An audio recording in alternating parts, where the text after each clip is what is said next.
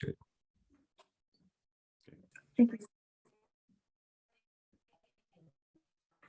Stephen. Yeah. Was that? Sorry, I didn't mean to interrupt. That's the- I think that it's, I think that the reputation is context dependent.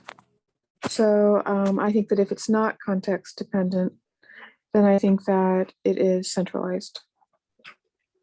So I throw that out there. What do you mean, Marta, context dependent? For instance, if you're with a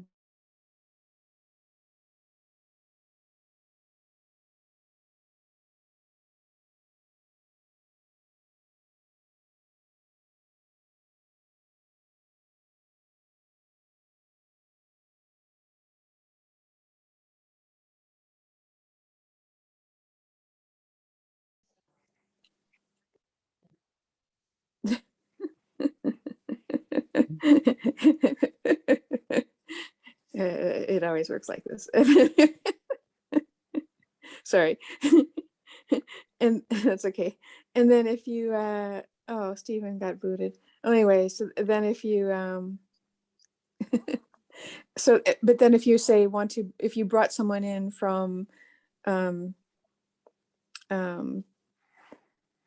a small country in Africa, say, and they were to come into our group, and they spoke a different language, they had different experiences, they didn't really know why they were there, their reputation, they wouldn't really trust any of us, and our reputations and how we've proven them wouldn't mean much to them, and we wouldn't really, they might not have any of this types of social credit that we might have. And I'm using the word social credit there for a specific reason. They might not have any, of the same, agree to the same matters that we might agree to. So that's what I mean by context. And I think that, if we are moving towards a social credit system, if that's what Cardano's moving towards, I think we need to be very explicit about that, because that will have different assessments. Just to dig deeper on that, are you saying maybe that we need like taxonomies or different axes of reputation, so that in this particular area you've contributed all this and you're an expert basically, and this community has, because I think reputation is given, it's not like taken, just from the definition of the word itself, but regardless. And then in this other area, say, Plutus smart contracts, you've done all this work and been deemed by the community to be an expert there. So you have different, is that kind of what you're saying, is in different subject matters or contexts? That's how I'm just doing that, or translating your word context. For instance, not Dominic,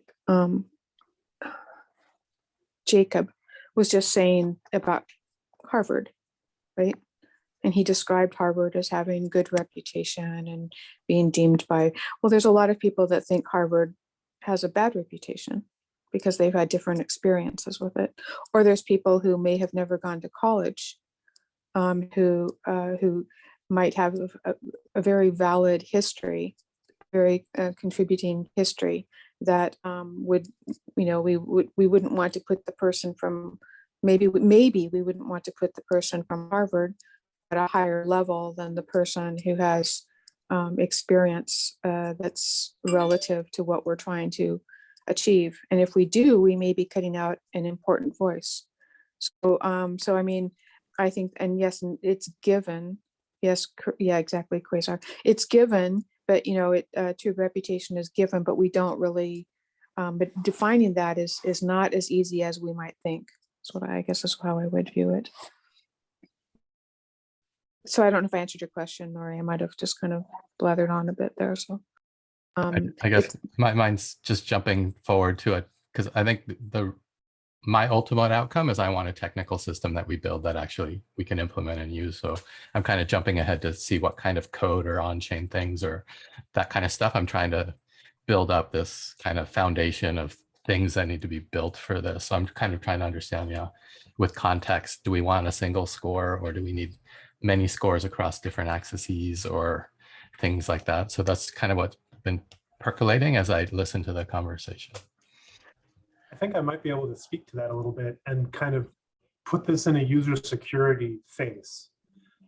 If you think of reputation abstractly as a set of predicates that somebody needs to answer in some context, right? So I have a job and I need to ask a set of questions about somebody and have those questions answered, right? So is this person educationally qualified? Is this person professionally qualified? If you think of reputation as a set of predicates, you can design a system where I can own my own data and I can only allow somebody to search a set of predicates against my data, right? So you can subscribe, or you can allow an organization or an employer or a friend or a contributor or something like that to search a set of predicates. Am I mean? Do I have a nasty? And those predicates can have explicit logic behind them that searches a data structure in a certain way, right? But you don't need to expose that data structure to the reputation asker, the person that's saying, is this person qualified? Has this person, can this person write Haskell, or do they have experience in Plutus contracts, et cetera? I think if you think that way, maybe you can design a secure method. Well, at least you could only allow a set of predicate and predicate searches to touch your data in a certain way. And if you can design a system like that, you can allow people to sign data into somebody's reputation, like to submit or verify that pieces of information, but never the whole. And then you can design these kind of mapping, these MapReduce functions that are open, that map to a predicate, and then you can only allow certain predicates and certain MapReduce things on those predicates to search your structure.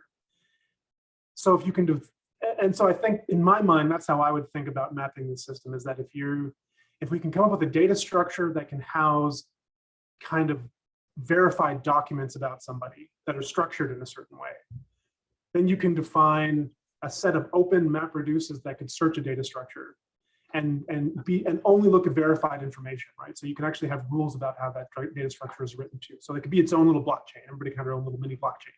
Flurry is a great example, right? Where you can have data logic kind of built in. Then you can but that's a little complicated. People aren't going to say, I ascribe to these MapReduce functions. What they're going to say is, I ascribe to these predicates that are on this standard, right? So I will let somebody search, and this kind of goes with what I think Marta was saying. I will let somebody search to ask if I'm professionally qualified, but not if I'm educationally qualified. And that says something, right? It doesn't mean that I'm not educationally qualified. It doesn't mean I don't have a master's or a PhD or professional certifications, but it means I'm not going to tell you.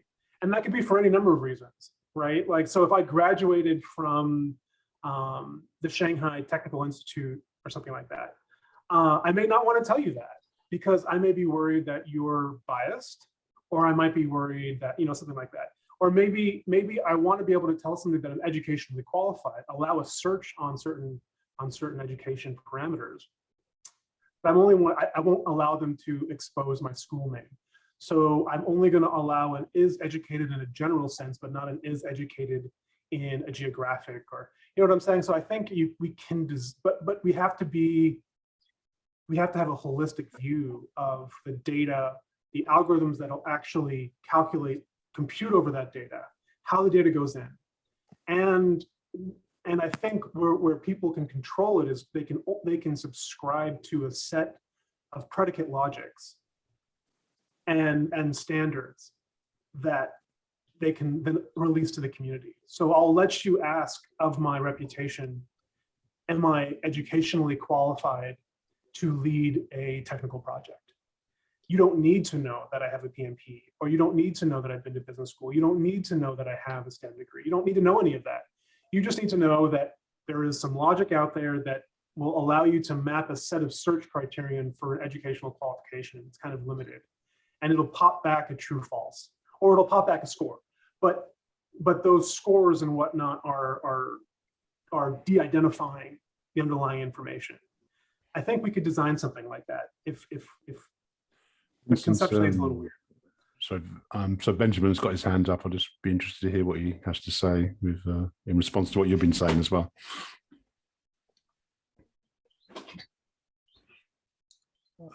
Your mic is not working, Benjamin. Can you hear me now? A bit closer and volume up. Yeah.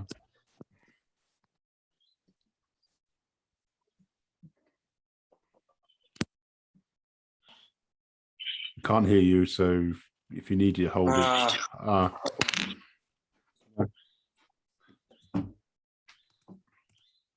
I have heard you. Can you say something?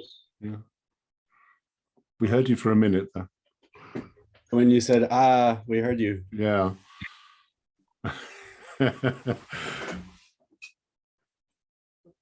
Sorry, returning briefly to Vincent's point about sets of predicate logic. Yeah, okay. Okay. So I'll just try from here. Okay. Actually, I have a question for Vincent, and that is what you mentioned, I think, 10 minutes ago, when you mentioned the case that privatizing your data in case somebody like the people in Hong Kong don't want to know anybody, don't want the government to know what they were doing.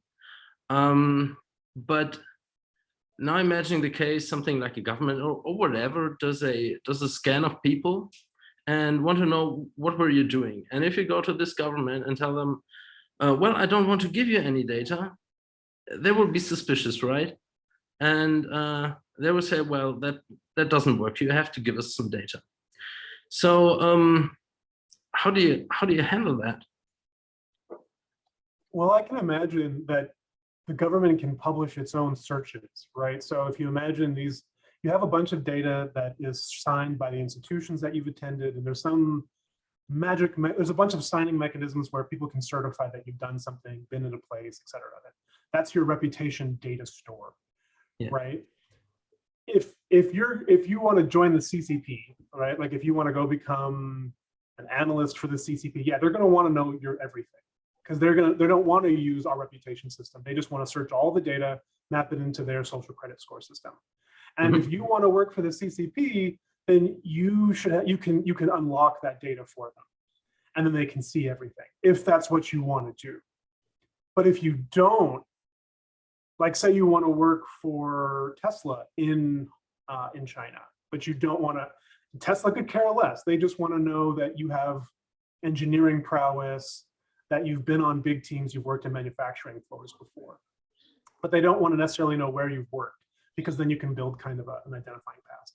Then you can release a predicate that says, I am qualified to be a manufacturing engineer, without releasing where you worked, how long you worked there, right? You can, and this is the tricky part, is just Tesla would define a predicate search, like a search of your data. And you would say this search is okay. How you communicate that search to non-technical people, I think, is challenging, and that's I think going to be a big issue for security. So we don't have accidental identification by obscure code or something like that. But I feel like there is a way where you could release everything to the CCP, and they can know your whole life from birth to now. But you could also release a set of very, very good proofs about a state that you are in, whether or not you've worked in places, been, I think that there's a way to balance that and to give people that kind of control, but it is going to be difficult. I think it's an engineering and a communication effort. Where would the CCP get their information to do their search from birth to current date, do you think? Well, I imagine this depends on how we store. This is going to be a problem no matter what kind of system you use. You have to store all this reputation data somewhere. Probably not. No, the CCP. I mean the CCP. Like you just said. Okay, so the CCP. You wanted to work for them, right? Like say all your data was in an encrypted IPFS store or something like that. You would literally just give them a token that let them search the whole thing. That basically unencrypt the whole thing if you wanted to. What would they be searching though, is what I'm asking, Vincent. Where is your history from birth to present stored? It would be stored in a data structure, like a bunch of Word documents is one way to look at it, if you want to think of it that way. You just have What a bunch of- server would it be stored on? Would it be a server, a central server? Is that where it would be stored? This is a good question. I think this is an important question for the design of a reputation system, because there is going to be some data backing it, and we need to figure out where is it going to be stored. I imagine it would be stored with, if it's a Cardano thing, it'd be stored with on some kind of a shared storage system with all of our node and SPOs and stuff like that. So all of our service providers, like our Dandelions and Block Frosts and IPFS. Yeah, so someone said IPFS. So there'd probably be some kind of a decentralized storage mechanism where it's encrypted and stored there. That But would not be that's an engineering- decentralized. That would not be decentralized. How so? It's in one location. No, you could replicate it across IPFS is decentralized. So you would own an encryption key, kind of like a wallet signing key, but you can get that data anywhere in the world so long as you can get online. And you can download it yourself. Like there's nothing to keep you from downloading it. It would be just as valid online as offline. So you could have a USB key that has an encrypted store of your entire reputation with a timestamp on it. And you could just bring that into the office and let them search it if you wanted to. But that's an engineering problem. I think there are some pretty good decentralized storage services available. But how you keep them keep them open and make sure they can't get locked and hacked and stuff like that, that's an engineering problem, I think, for any data, any decentralized data storage system. So then wouldn't we call the credit bureaus a decentralized storage data, because there's many credit bureaus and they all store the data in different ways, and we can choose which credit bureau we decide to use. And so, there's, there we go, it's already decentralized. That's I would check data is out not IPFS. actually decentralized. It's actually on a few servers. And then they copy that data onto their server and you can't access it. So I don't know, like if you were to take down Amazon, for example, you might take down Fidelity credit scores or something like that. Unless they're cross, a lot of them are, I don't want to get too into that, but their centralization is much, much higher than we would try to get for. But centralization and decentralization is kind of like a slider. And so we would just have to choose where on that slider we want to be. Yeah, and I think and I think there's a whole lot of things. I mean, if you bring in, for instance, large banks or organizations actually can call up a credit bureau in the US and have them wipe the person's credit completely, just because the person is out of favor with a government entity. And this has happened. So I can document that for you. So, I mean, you have to understand that there is nothing, as the credit bureau system was put into place, it had very high standards and a very high ideal, sounded very good and neutral, but it became something that was much more restrictive over time. And so I think that unless the infrastructure builders here are aware of some of those types of exploitations, I think you have to be really careful what you're building here. If you are intending to build a decentralized place where, as what Charles says, people are in control of their data. So I think it's really tricky. It's not just about keeping out bad people from doing bad things that the government might say are bad, but it's also keeping out exploitive actors within the government itself, whoever the government might be. We have to define what that relationship is to the government, to different authorities. How do we do that? Who do we say is the authority, or do we have local authorities? Is it context dependent upon the community, the specific local community? I don't imagine you need. Sorry, so Nori has his hand up. I'll just. Oh, sorry. Yeah, I'll respond really quick. I think if you can control the data that goes into your reputation structure, so if you have if you only allow certain people to contribute to reputation, or you have some kind of a bifurcation where people can contribute to reputation in an allowed way and in a disallowed way. But yeah, you can always change your identity, right? So if you change your identity, then there'd be nothing to track you. And that goes to the search algorithms, right? So this is the onus of the quality of reputation is going to be on the algorithms that actually search the reputation data structure and calculate a score. Okay. If they don't write those well, then yeah, you could game it and make very shallow data structures that give you high scores. But if you are smart about it and you have some kind of depth and you require a kind of breadth and time into a certain reputation, then I think that can be dealt with on the people that are actually using the reputation data. As opposed to, if we could have some input from Nori now as well, Vincent as well. Sorry, Nori, you've got your hand up. So.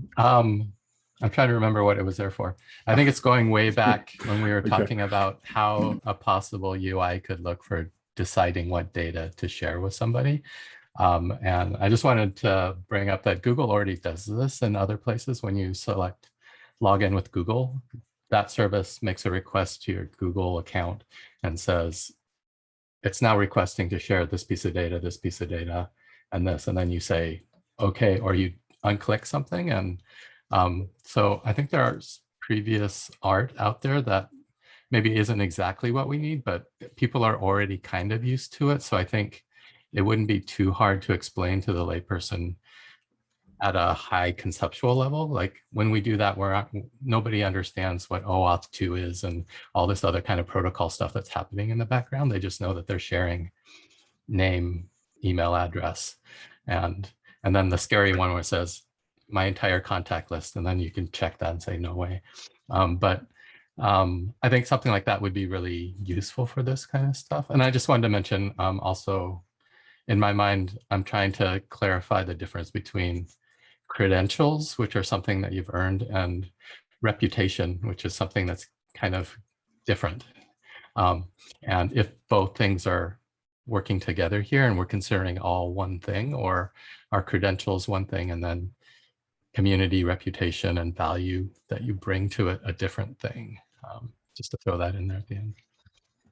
But thanks, Stephen. Vincent, you think there's a technological solution for this, that it can be overcome, these kind of concerns about central authorities exploiting, having a back door, if you like, and then Nori's raising usability issues. Do you think they can be resolved, Vincent? I think so. I think Nori brings up a really good point that we are getting used to that. It's even on cell phones nowadays. So I think that there is a lot of what is, like he said prior art. I think he's right that the nomenclature would be different because you're probably sharing batches of data and it might be weird. I don't know if we want to do a data share, or this is engineering. This is just kind of going to figure out like how do reputation actually get built. As far as making sure that people can't game your reputation, that's really tricky because people can could theoretically inject tracing information into your reputation, and then when you allow what you think is safe, what you're actually allowing is some search over traceable information. So I think you do need to have some kind of element of control over the information that goes into your reputation, and you need to be able to scrub it too. So if you can scrub it, you need to assume that you probably should assume that negative stuff is not going to be there, right? So if you have to allow things to be scrubbed, you can assume that somebody's going to scrub anything negative. And so, but that's not necessarily a problem if everybody's normalized to levels of positivity, then comparative reputation is just a level of positivity, not some additive sum of negative and positive things. So I think that there's ways of getting around that in a statistical sense. And then going back to what Nori said about credentials, I think this just goes back to reputation predicates, right? So like, what are you asking of somebody? A credential could just is effectively just a signed piece of paper from an institution or an organization or something like that, right? But the problem with a predicate, and picking back on Marta's point earlier, is a predicate is just a representation of a logical statement. So it's kind of a cultural representation, if you like. So you could have contradictory predicates. So you could have, like, for example, as in the same way you can have contradictory legal contracts, depending on the law of a country. Okay, so you enter into a future where some credentials or IDs would be specific to certain regions and cultures, and that may be what the challenge of something like Attila Prison, because then you're talking about not just securing predicates. You're not doing that on a global sense. You're doing it in a sense where people can travel around the world and then find themselves, oh, I'm in this culture, so I must adapt to this culture, and have different credentials and reputation system potentially. Would people respond to that? I think it's super tricky, right? But this kind of goes to what is a credential in the first place. I think people ascribe a lot of we're talking about Harvard degrees and stuff like that. People ascribe a lot of pseudo, like sub predicates onto that credential, right? There's a lot of kind of implicit knowledge of if somebody has a certain credential. And I think we're just going to enter a space where you need to not only have a credential, but you need to have, what does that credential say, right? So it's not just that I have a CS degree or a biochemistry degree, or I have an English degree or journalism degree. It's that I can do these things as signed by this institution, and this degree says that, right? And so when an institution says, I'm giving you a bachelor's in journalism, they are saying that you can do interviews. They are saying that you're ready to write articles. They're saying this and this and this and this about you. And that allows a non-credentialed predicate search on professional or educational ability without telling you where you graduated, right? So this kind of goes back, I think it's an interesting problem. But I think if well, like what you said, we need to figure that out. Otherwise, you end up in a situation where you have to identify somebody and identify where they've been in their life in order to build reputation off of it. And I don't think that's a globally safe way to represent reputation for people. Adam has got his hand up. So.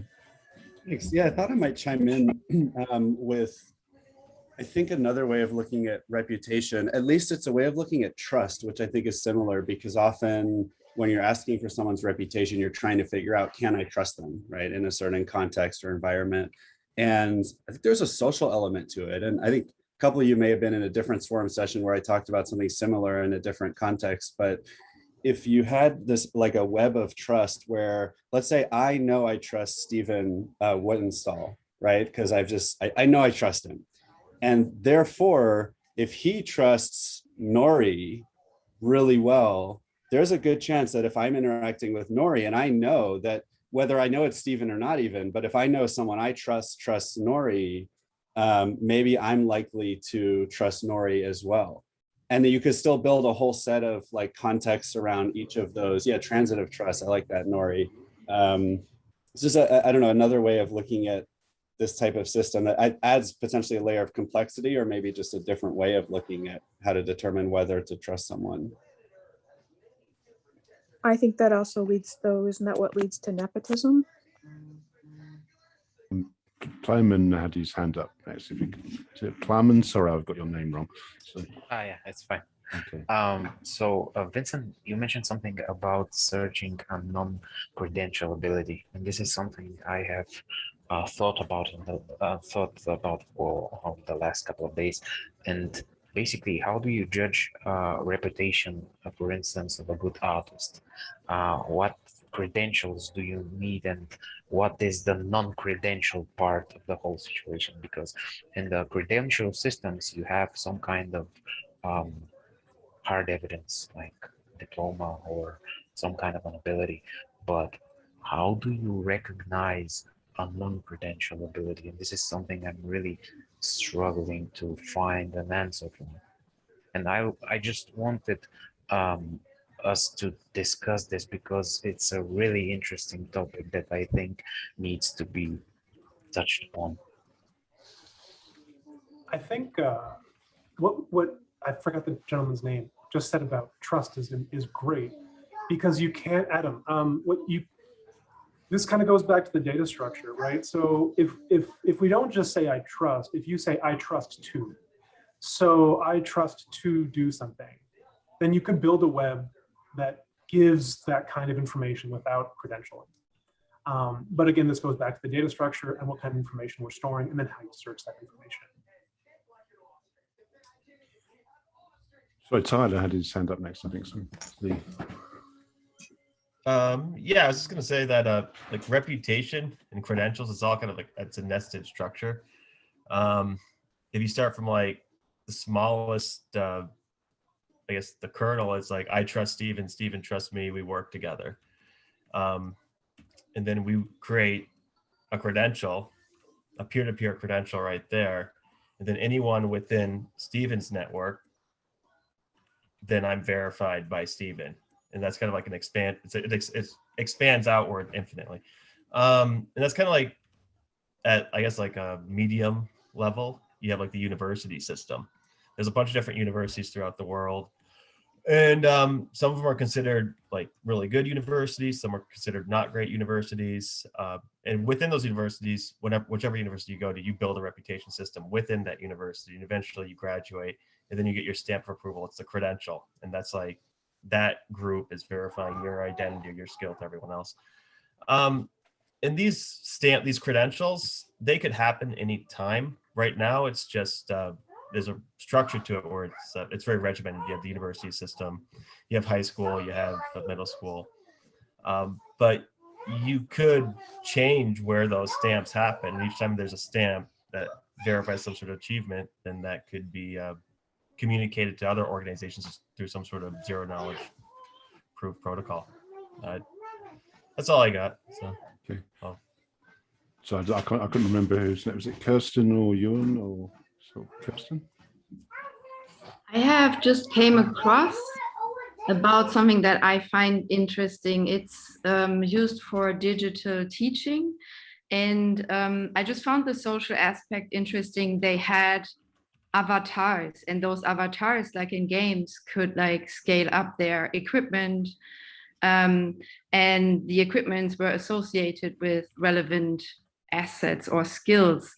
And those do not have to be credentials. Those could be relevant for what we are like to use. Like there could be a CA credential that your avatar would get an additional like either badge or tool or a headband or whatever, and a VCA and a proposer or a successful proposer or whatever. And we could either do just the neutral ones, which would just like display the roles that we already have, that we can just like display via idea scale or wherever.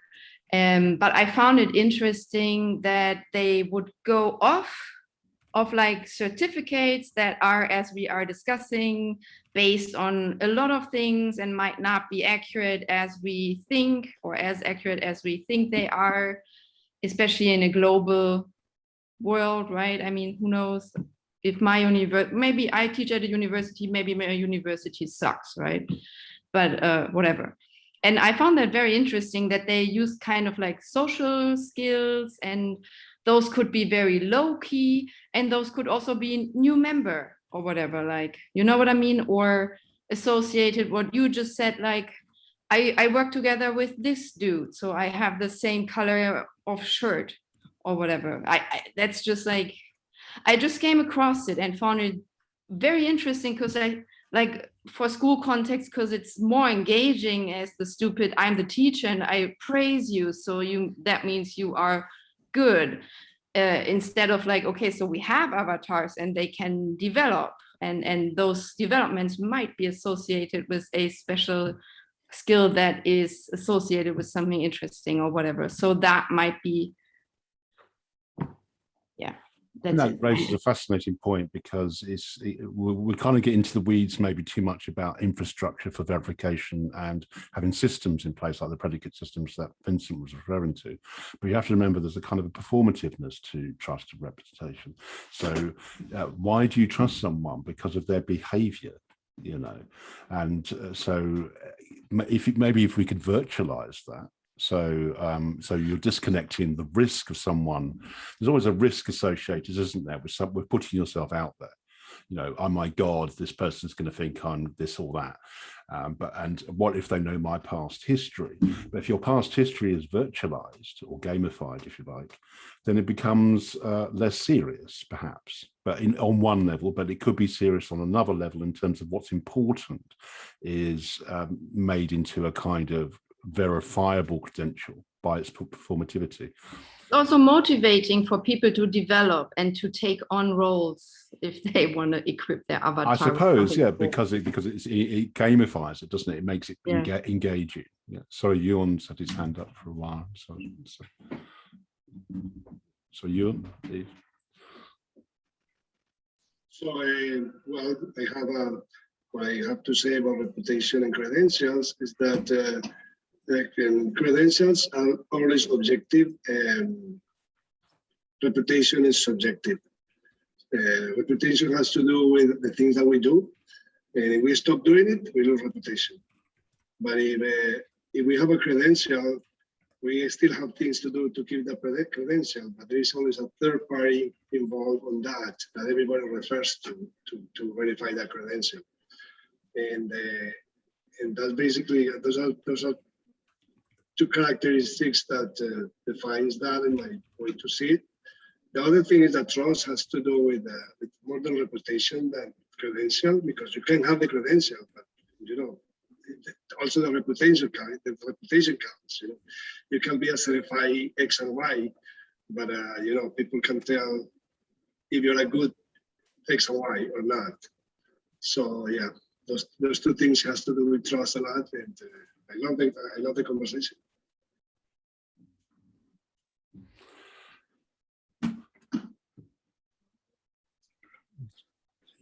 Sorry, Vincent's got his hand up. So.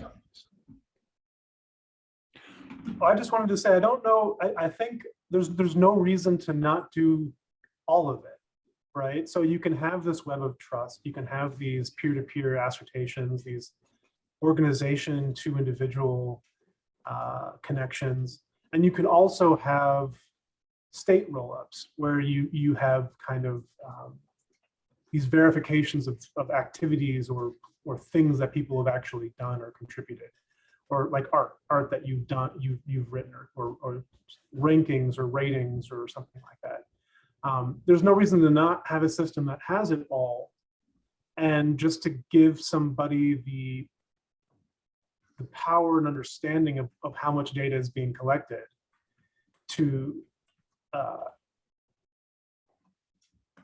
let individuals that would care of their reputation search it out in controlled ways, right? So I still think that there's a case where you just may not want somebody to know certain things about you, or you may not want somebody to make a judgment on certain parts of your reputation, and that should be considered.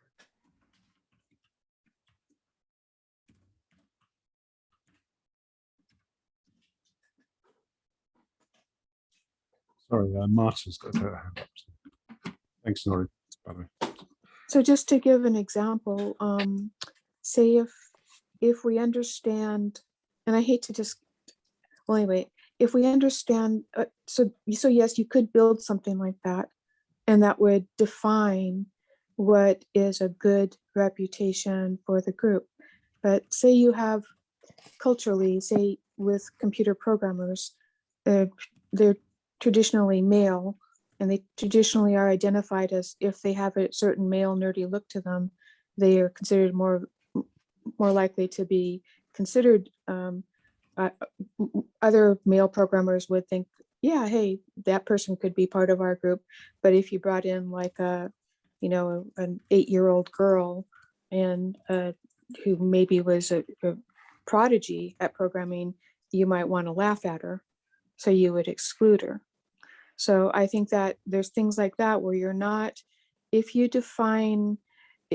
allow the group, say in this example, programmers, to define who gets to be brought in, who you would trust just because John knows them, you might be excluding a whole group of people who might have a lot to contribute.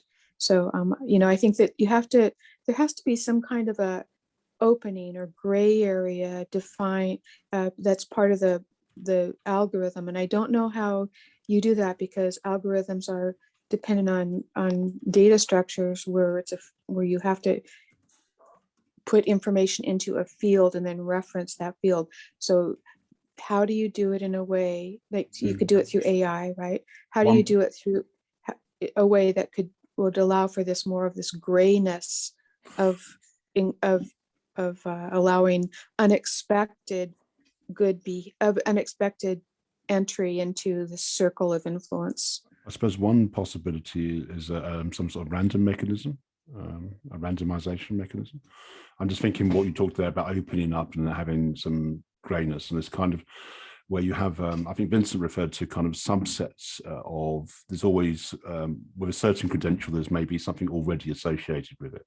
Like, for example, the authority of a programmer may already be associated with the fact that a trusted programmer is a male programmer who's aged 20 or something, I don't know, or whatever. And that's a kind of cultural association, that's the baggage that comes with it. But to break that open, maybe you need something out there, like a randomization technique, or I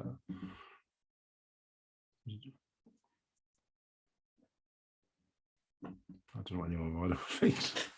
A wild card, I suppose. I think it's interesting, right? But there's also a sense of, I think this goes to the person. The onus goes to the people that would build these predicate search logics. And I say that because if you're in a really high risk project that should not succeed, that has lives on the line, you may not want somebody that doesn't have a long work history.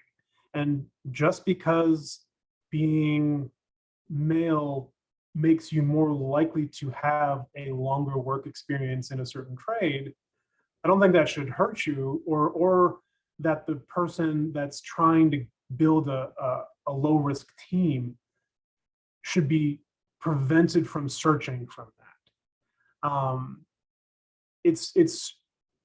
I get where that can be a problem, and there's, I don't know if you can get away from kind of that history. Legacy will find a way to persist, but you don't have to reveal what gender you are. You don't have to reveal what age you are.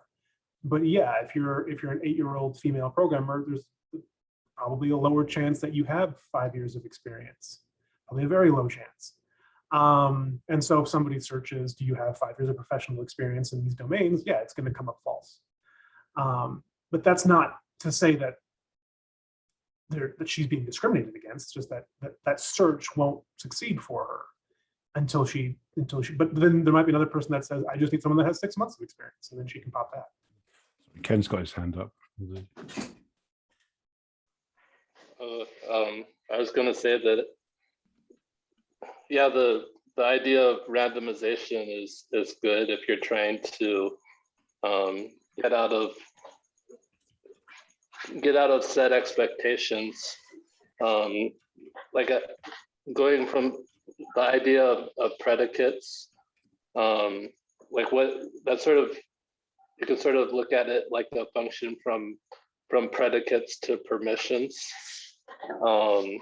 So like your credentials give you permission to do a certain thing or to interact with a certain group in some way. So another thing you can think about is giving permissions to governments too. So like if you flip it over and say that the government has the credentials based on verification that people working in their roles have worked according to a set of rules, and so they have permission to check your data or something like that. Yeah, and yeah, there are conditions where you wouldn't want some randomized aspect, and conditions where you would, depending on how much you need to secure the access to the permissions for whatever field you're talking about. I suppose permissions leads us on to issues of sovereignty, identity, and sovereignty of identity. So it's not just about, as you say, it's an interesting connection you make there between, you know, fine, you have a predicate that kind of represents a logic of who you are, but to go beyond that, there's a kind of, who do you give that to? You know, and who has, you know, who is giving it to someone, and who can demand that information. So I mean, this is a very live issue in the era of COVID and COVID passports and things like that, and where people are being expected to identify themselves on different predicates, and then are being forced into positions of having to decide what permissions are valid and what permissions are invalid. So I think that's very, you know, very complex and extended discussion required there, Ken, I think, more definitely.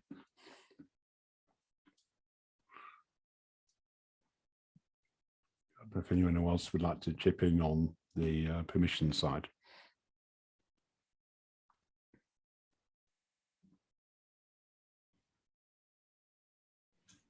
I mean, maybe related to permissions, but a little bit different potentially. You know, one of the things I was wondering earlier when Vincent was talking about how you could give someone permission only to check a certain type of reputation. So reputation as a student, right? But not necessarily learn more about you. One of the things I've kind of been wondering is, how can you make sure that people can see your negative reputational data points, even if they don't want you to? So, you know, like, could you make sure, and I think probably cryptographically, or you could do this, but that, you know, if you're giving someone access to your education related credentials, can you prevent someone from stopping them from also seeing negative education related comments, or, you know, whatever the equivalent is of reputation or credentials? And I think whether it's in education or otherwise, you know, negative reputation or negative trust is also really important. So I wonder how, just with these systems, you can make sure to allow for that while still giving people some ability to control what you give someone access to see in terms of your reputation. Yeah, I mean, I think what becomes inescapable is the meaning of your credentials, and, you know, and how that's interpreted. You know, how who assesses your reputation. If you did badly at school, does that mean you have a bad reputation?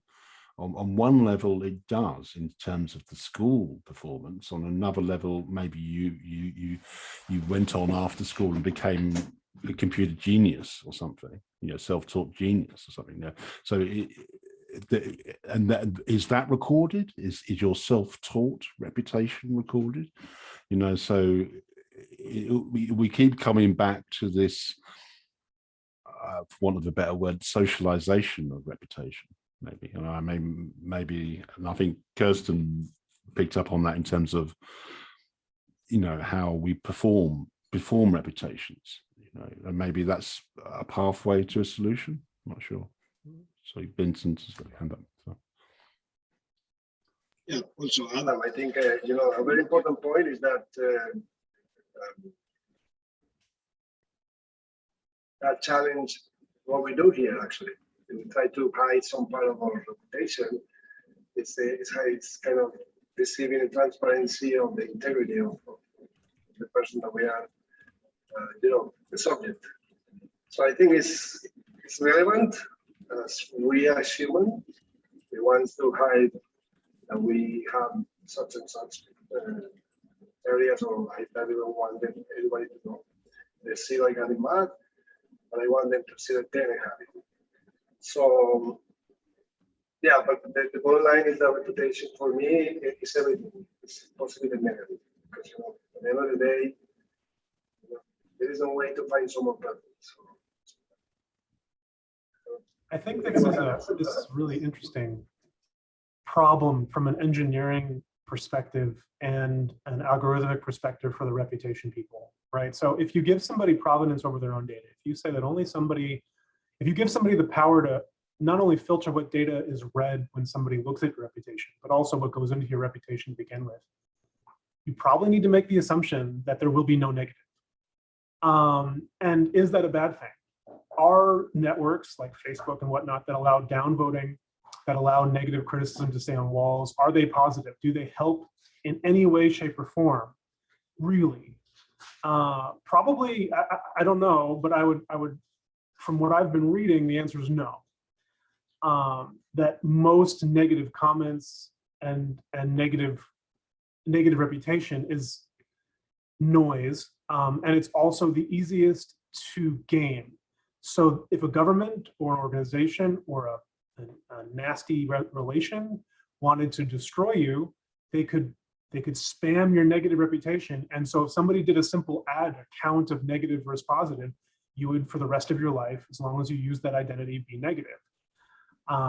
Isn't the flip side of that true? That because they know that the big data corporates have made everything, you know, that adrenaline rush of positivity. So everything becomes positive. So there is no negativity because there's no profit in negativity, but there is profit in positivity. Everyone feeling good, even if they're not good. You know, so I mean, this comes back to this issue of needing negativity. We need negativity in our lives. However, you know, just having a completely positive culture can be damaging to us. A bit like having too much sugar, maybe. Yeah. So, sorry, Marta's got her hand up on this. So. There is a historical precedent with Google of weighting search results that are presented on a person. And so I mean, there's a lot of, in academia, Danielle Citron has done a lot of work on this, and it does track with the person for the rest of their life, and it does keep them. Where it really shows its face in terms of being destructive is in relationships with new people. So you're not able to form new social relationships because the government or the entity has decided that they don't want new relationships formed. So that's how it's used. And so I think that that's one of the things that it would be really good to be able to, whatever algorithms you're creating, to be able to be able to have some kind of other parameters included that would not allow for that kind of exploitation of the system. Can you post a link to that study, or if you have it handy? Sure, I can do that. Thanks.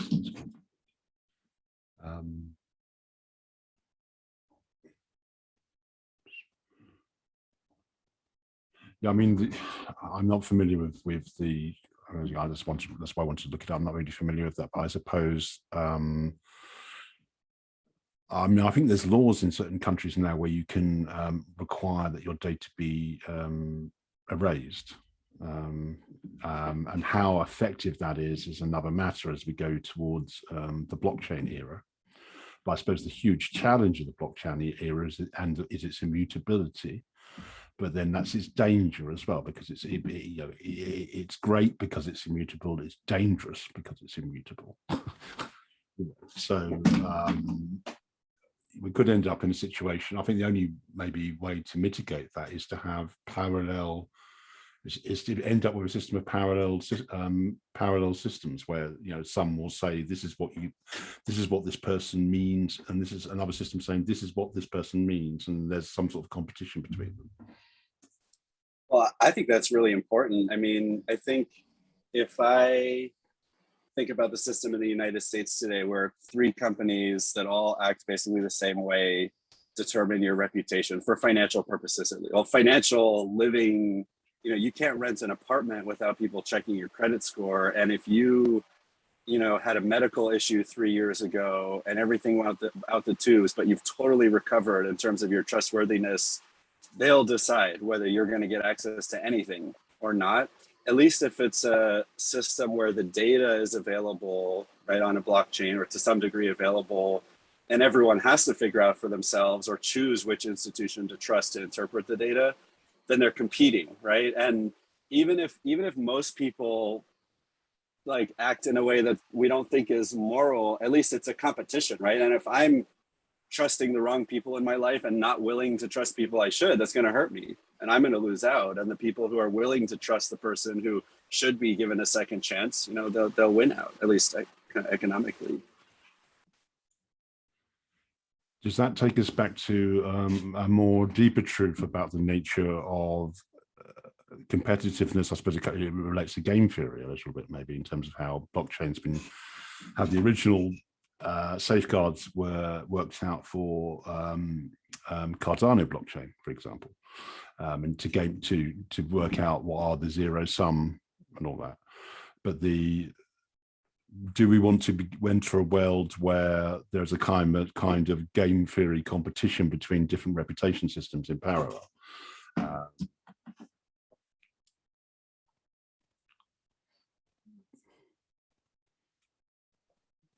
I don't think there's a ready answer to that one. It's very deep. It's very deep. Yeah. But I really like the idea of Kirsten's idea of performing reputation, because it seems to me it seems to come closest to the reality of reputation. And what you're speaking about, Adam, and Marta as well, to being caught in this net, this trap of past performance, if you like. Past performance is no guarantee of future, etc. You know, so we're human, so surely we should be able to treat these, you know, provide for ourselves in a human way, which is more in the moment, maybe. Grace's got his hand up. So. Thank you all very much. Very interesting conversation. For me, identity is strictly about the moment. Something happens, there's claims being made. All parties need to be able to have access, and only access to the data that's pertinent to that claim. And we will have burnable, repeatable, destructible identity systems throughout every minute of our life. So it's not so much about us as a body, as an object, but as a subject and the systems that we go through. So identity only matters when there's a claim, a moment in time where people are trying to verify something. That's it. Okay, and the crux of that, that moment of authority, that moment of I wish to say, this is like you're at a border and you have to show your passport. I need to verify who I am. But then beyond that, it should self-destruct. You know, that's really interesting. I love how you put that, Quasar, because now you got me thinking, well, there's no reason why you have to have a single identity and reputation system. You can create identities for every interaction. You can create an identity that you use with your lovers, an identity that you use with your friends, identity that you use as a parent, an identity that you use as a professional, multiple identities that you use in any of these arenas. And that's really your wallet and your keys. That's why we've got the whole wallet, and you know, the way we're using these things are wrong. You need a set of keys, which is your wallet, that actually prove these transactions. So the more wallets with keys that have this many positive transactions, that's where you build reputation. I like that, because then you can allow people to submit positive and negative.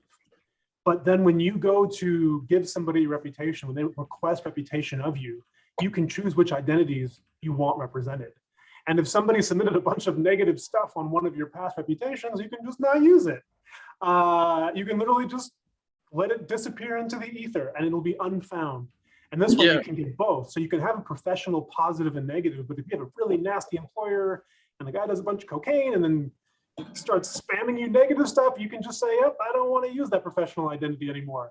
I used to be in the military and I don't put that on my resume anymore because I don't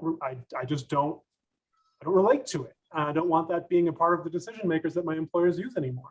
I love that idea. And I think that, but now we start getting into, you don't carry your own reputation then, really, right? Like that gets harder because now you're going to be carrying pieces of data for lots of different DIDs, lots of different wallets, maybe, but I think that becomes, it's interesting. I like that idea though. I like the idea of you having multiple identities and then people attesting and trusting and whatever, to whatever identity you choose to give in that moment. That's powerful. And you can aggregate all of those identities into something that we would call a personal private vault data storage layer. That's like, boom, here's a derivative of my real data that I can go and sell as a father, as a person that lives here in Florida, as someone that, you know, was born in North Carolina, as somebody that's owned 3 businesses, that's went to school, that's, you know, done everything, you know, any experience that I want. That's powerful. I like that. Sorry, data dignity. And that relates a lot to what we are doing now with smart contracts, which is the data and the data. So we choose, every actor on a transaction choose what type of data that he's supposed to be exposed to. So yeah.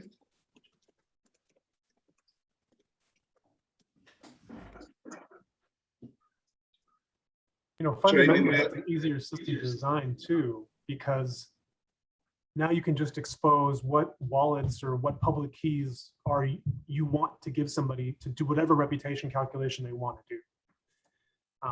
And the data that's associated with that, as opposed to trying to figure out how they're, you know, all these mappings and all these calculations and stuff. You can just say, okay, I'll give you these parts of my identity, and then you go and calculate whatever you need to come up with a reputation score. That might be a lot easier and more user-friendly too, I think, as far as figuring out what you share. And then you could focus on what is broken. You know, then if somebody breaks the trust within that sphere, then that particular trust is broken in that sphere. Well, let's try to break it. Let's, you know, nothing works yet. We haven't built it. It's going to break. Let us be the ones to break it. As tonight's proven, we're quite good at breaking things. Yeah, exactly. Yeah, I mean, we're on par with Zoom. Yeah, we are.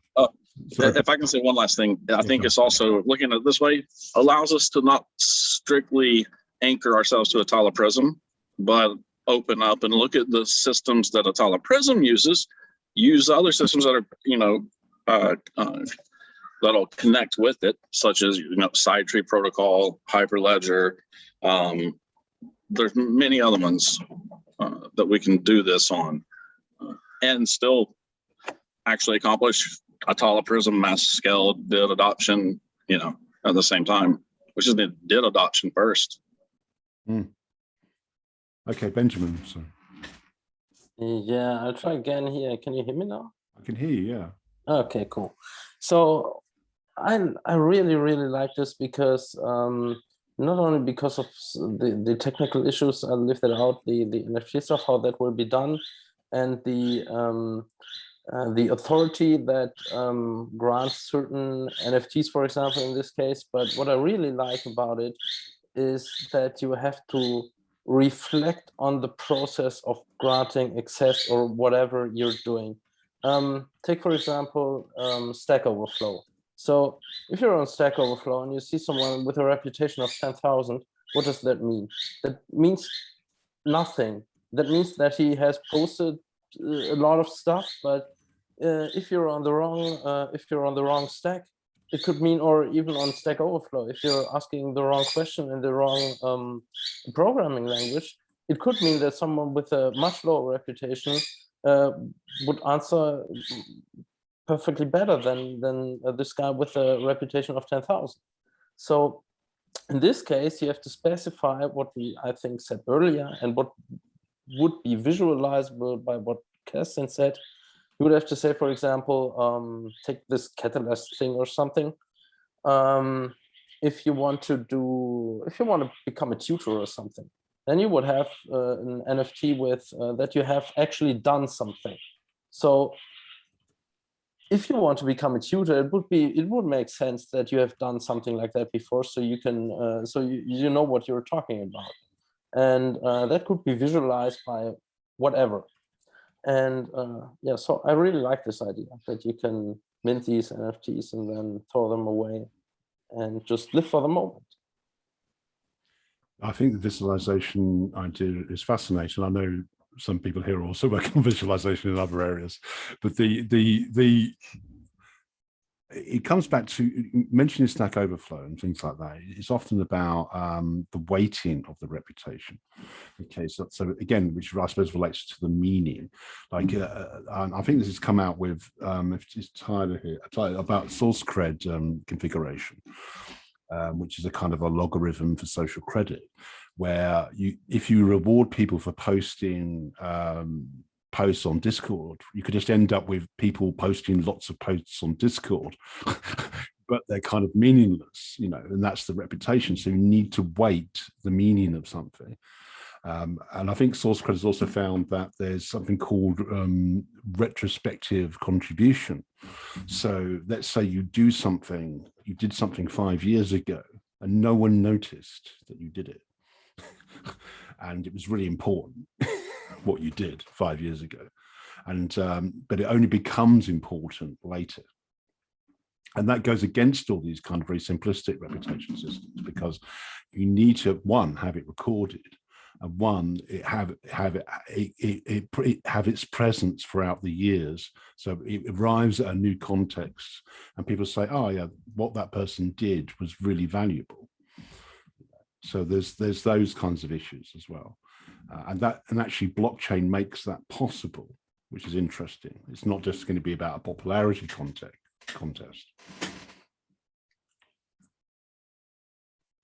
Yeah, and that's like history, like having persistence in history. And I mean, yeah, blockchain, the immutability is wonderful for that. That could be created, and the individual can create it, and it can be referred to. And then it also like shows a correct history. But what, and I guess just because of my own special hobby horse, I think also that think about like if that system in its digital form is destroyed, what are you left with?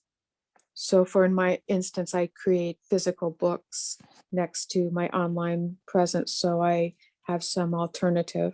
But I mean, what there might be, maybe people could think of other ways that are, you know, that create a kind of another parallel trace of immutability that could back up that whatever it is that you're creating. I think you need a whole nother blockchain. And the reason I think that is because your reputation is based on somebody else's reputation and their existing persistence in the system, right? Otherwise, you could just create two wallets and give each other infinite trust. And that would be, and you could just only keep one of your sides, and then suddenly you look amazing if you just bring that piece, right? So there is a sense where I think this kind of goes back to what someone was talking about game theory. We need to think about how the system can be gamed, and even though you can create multiple identities and kind of be around, we also need to make sure that it's difficult to self-promote, because that can become an issue, right? So the blockchain is going to need to have some persistent actors that can serve as kind of focal points to see whether or not you get this gamification, whether or not somebody is you know, you need to figure out whether or not, especially like in the trust model where I trust you to do this. The people that are trusting you to do this are real people, or at least not real people, but aren't you yourself creating another wallet and then trusting you to do something. I think what Marta raised was quite interesting in terms, and again, I think it relates a bit to what Kirsten was saying about performativity in terms of what is immutable. Okay, if you think about this as an abstract concept, okay, yes, a blockchain is immutable in the sense that it's a technological solution to the issue of immutability. It provides, we haven't invented immutability, we've kind of replicated it onto a blockchain. Things are immutable. What's immutable in the world? Well, arguably nothing, because of entropy. You know, in parallel with the blockchain, we need to think about off-chain, and by off-chain, I don't mean oracles, I mean life, you know, organic life, if you like. So there is a sense where any scientific discovery will change, you know, if it is pervasive enough, like the telephone, the television, the car, the automobile, and all that, it will change the way we live. But then it changes how we push back against that as well. So maybe we need to think about pushing back against the immutability of the blockchain as a kind of mitigation of its risk. And I think Martin may have a point there that we need to think about, well, okay, you've got this scary technological immutability, where is the organic equivalent? You know, and where are the, you know, again, that comes, and the reason why I mentioned Kirsten's performativity, because there is a kind of the moment that we interact it has a kind of immutability as well, you know. So Quasar. He was waving because I said I have to run. But oh, sorry. Non-verbal communication here. It was immutable communication, or mute. Yeah, mute. I think we're way past time anyway now, so I probably should wind down a bit. But I lost track of time because of the confusion at the beginning. No, don't ruin your own reputation here, Stephen. Oh no, I'm not. I think that's already ruined. or it's set in stone, or if not, hopefully it would be set in stone. Actually. Well, we'll get it there. We'll get it there. We'll get it there. Yeah, one day. Yeah. So I mean, I hope everyone's enjoying this conversation. It's quite interesting the way it's gone off onto different areas. It's fascinating, but it comes back again to, I suppose, the practical issues of you know, what we're going to do next month, and you know, with Atala Prism, and you know, the smart contracts after the hard fork tomorrow. You know, you're shaking your head, Quasar. Yeah, you know, making plans based on potential delivery dates of things we don't understand. You know, it's kind of like putting out bird seed for the aliens. They don't even eat bird seed. I know. I've tried. Yeah, fair enough. That was a bad joke. I didn't quite get it. Great joke. I was laughing inside.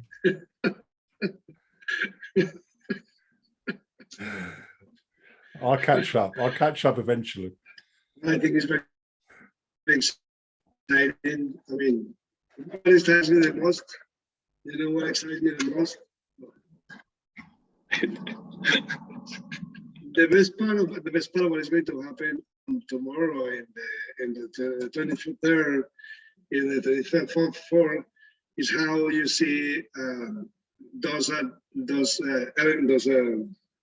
agents or people that is not that kind of afraid of still not knowing that is going to deploy.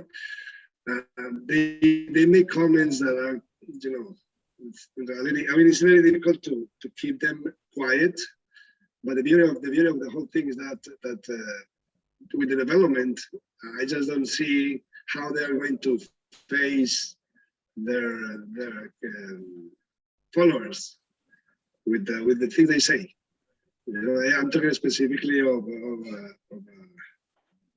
Max. Yeah, I didn't quite hear because I think I'm not sure if my internet connection is bad or whether because I got booted out earlier as well. So, or I think I got booted out earlier because there was different chat rooms going on as well. So, but, got it. But yeah, you know, he was saying that that Cardano is so slow. And then what's happening? He doesn't understand why it was so slow. And Masinski, and his last name is Masinski from this company that I forgot the name of it. But yeah, and I said, well, you know, it's based on research. It's based on they are developing. Cardano is developing their own language, and he argued that people was trying to bring to. I mean, Cardano is trying to bring developers from other companies. I said, no, I think the other way around. I think Cardano what it's doing is developing their own developers from bottom up, because they actually have their own language. And then the conversation went to say, yeah, it's very slow. I don't know why it's taking that long to do a simple smart contract. I think it becomes, yeah. it just kind of subjectively seems slow until you deliver something that is robust, maybe. And I suppose that's the question of what will Cardano, well, the infrastructure deliver, you know. I mean, you know, I think the academic approach has been quite useful over the past few years. Those papers, the research. Project Catalyst is interesting. Well, I mean, obviously, it feels quite chaotic at times, doesn't it? But we are certainly doing an experiment and trying different avenues and different challenges, you know, so that's interesting as well. Exactly. I don't think Catalyst is slow, is it? It doesn't feel slow. It feels very dynamic. Very dynamic. Very, very, very. And I would love to have one of the things that I don't know if this is the media to talk about that, but I would like to have even 3 different catalyst programming based on location. Because in my case, for me, it's very difficult to attend at 2 p.m. Eastern time, the meeting. I always have something. And I'm self-employed, but still, I always have a lot of obligations and things to do.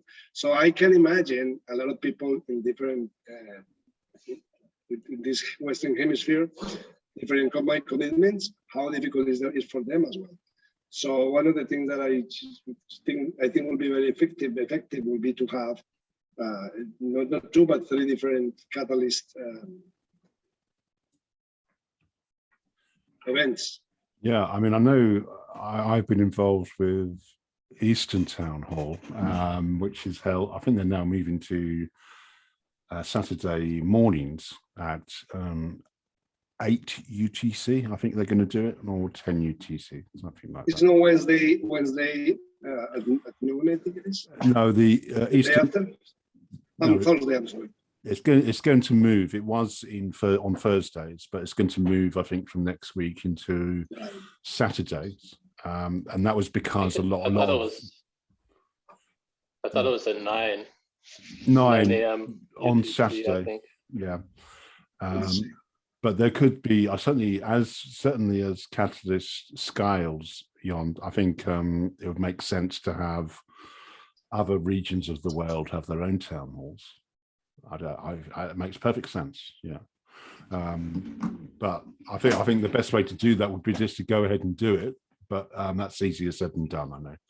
But you know, so there is some momentum behind Eastern Town Hall, and they have we have proposals in as well in Fund 6, and going forward to Fund 7. There's a lot more multilingual and international effort, you know. But there needs to be more. There needs to be much more of that, and yeah. Right. Yeah, there's the same old case in the Western Hemisphere. We have 120 people signing on. I mean, it says synchronically attending the event. Many people asynchronically doing it. But I think it will be much more effective if people can be attending a live event. You know, it's not just a matter of just planning on the schedule. Allow people to do it in their own time instead of a work time, or you know. Yeah, it's interesting. It's interesting how Eastern Town Hall has been developing over the past month, because we kind of it's just provided a kind of platform for the Eastern Hemisphere, and then different communities, different language communities have their own priorities. You know, so the Vietnamese community, the Japanese community, the Indonesian community, they all have their own local contexts. You know, and it's been really interesting to see how that develops. Once people have the opportunity, have the platform, you know. So if you can do that in other regions of the world, I mean, that would be great, you know, and I think that will happen. It's a lot of things that need to be in place, isn't there? There's kind of like there's the will of people to make it happen, you know, and the organization, you know. But once it's in place, then you can fit it into Project Catalyst's fund system, you know. So that made me think of something, Stephen. Is it Stephen or Stephen? It's Stephen. Stephen. The amount of like the Eastern Town Hall, how people had to get together, and then it sort of evolved into this thing, and now they're having their own local interests.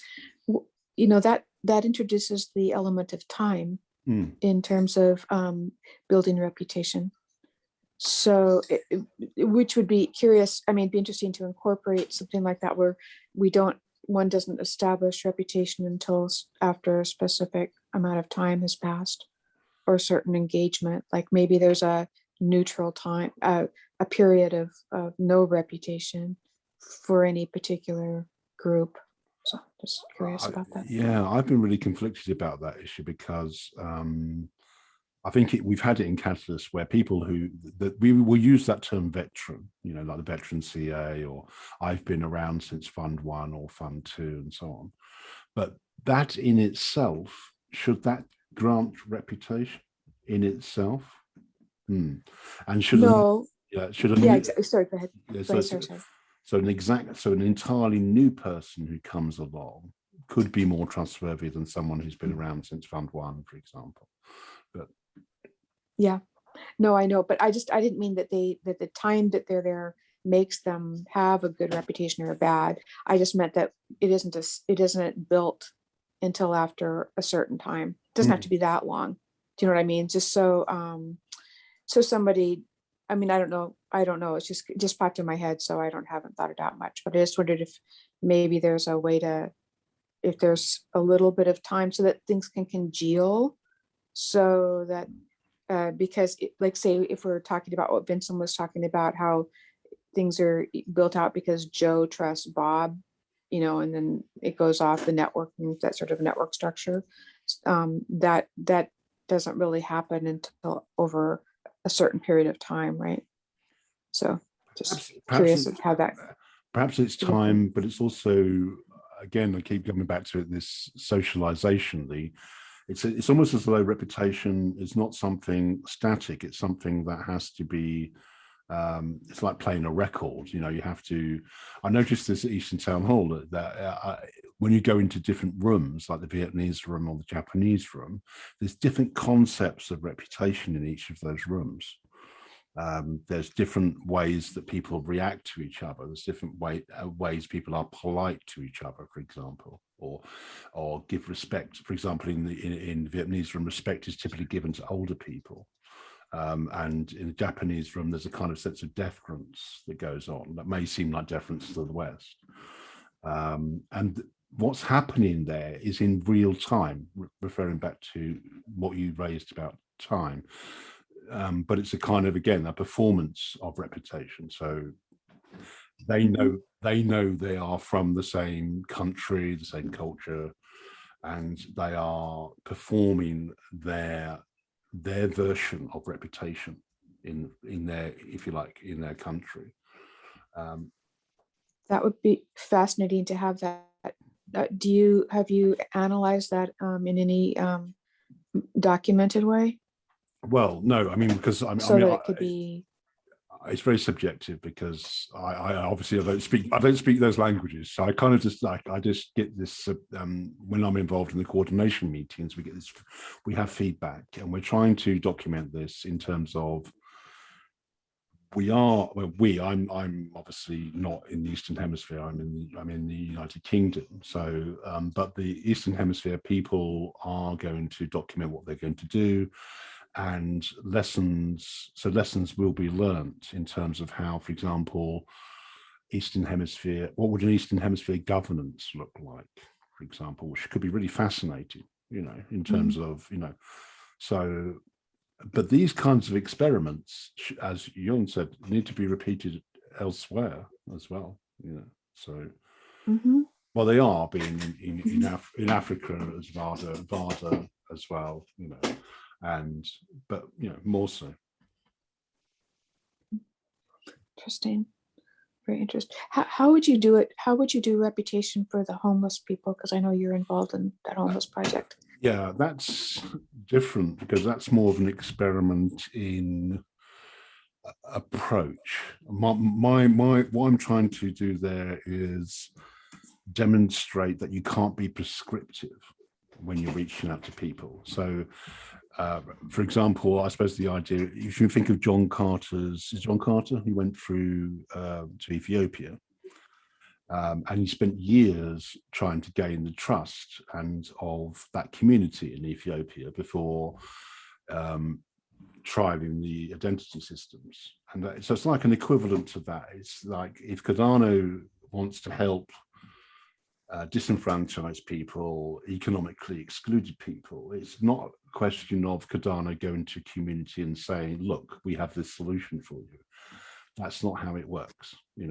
It's about Cardano opening up or people from Cardano opening up a dialogue with certain communities, and then the community, and then giving the communities some resources, but not being prescriptive, and seeing how they respond themselves to who we are, if you like.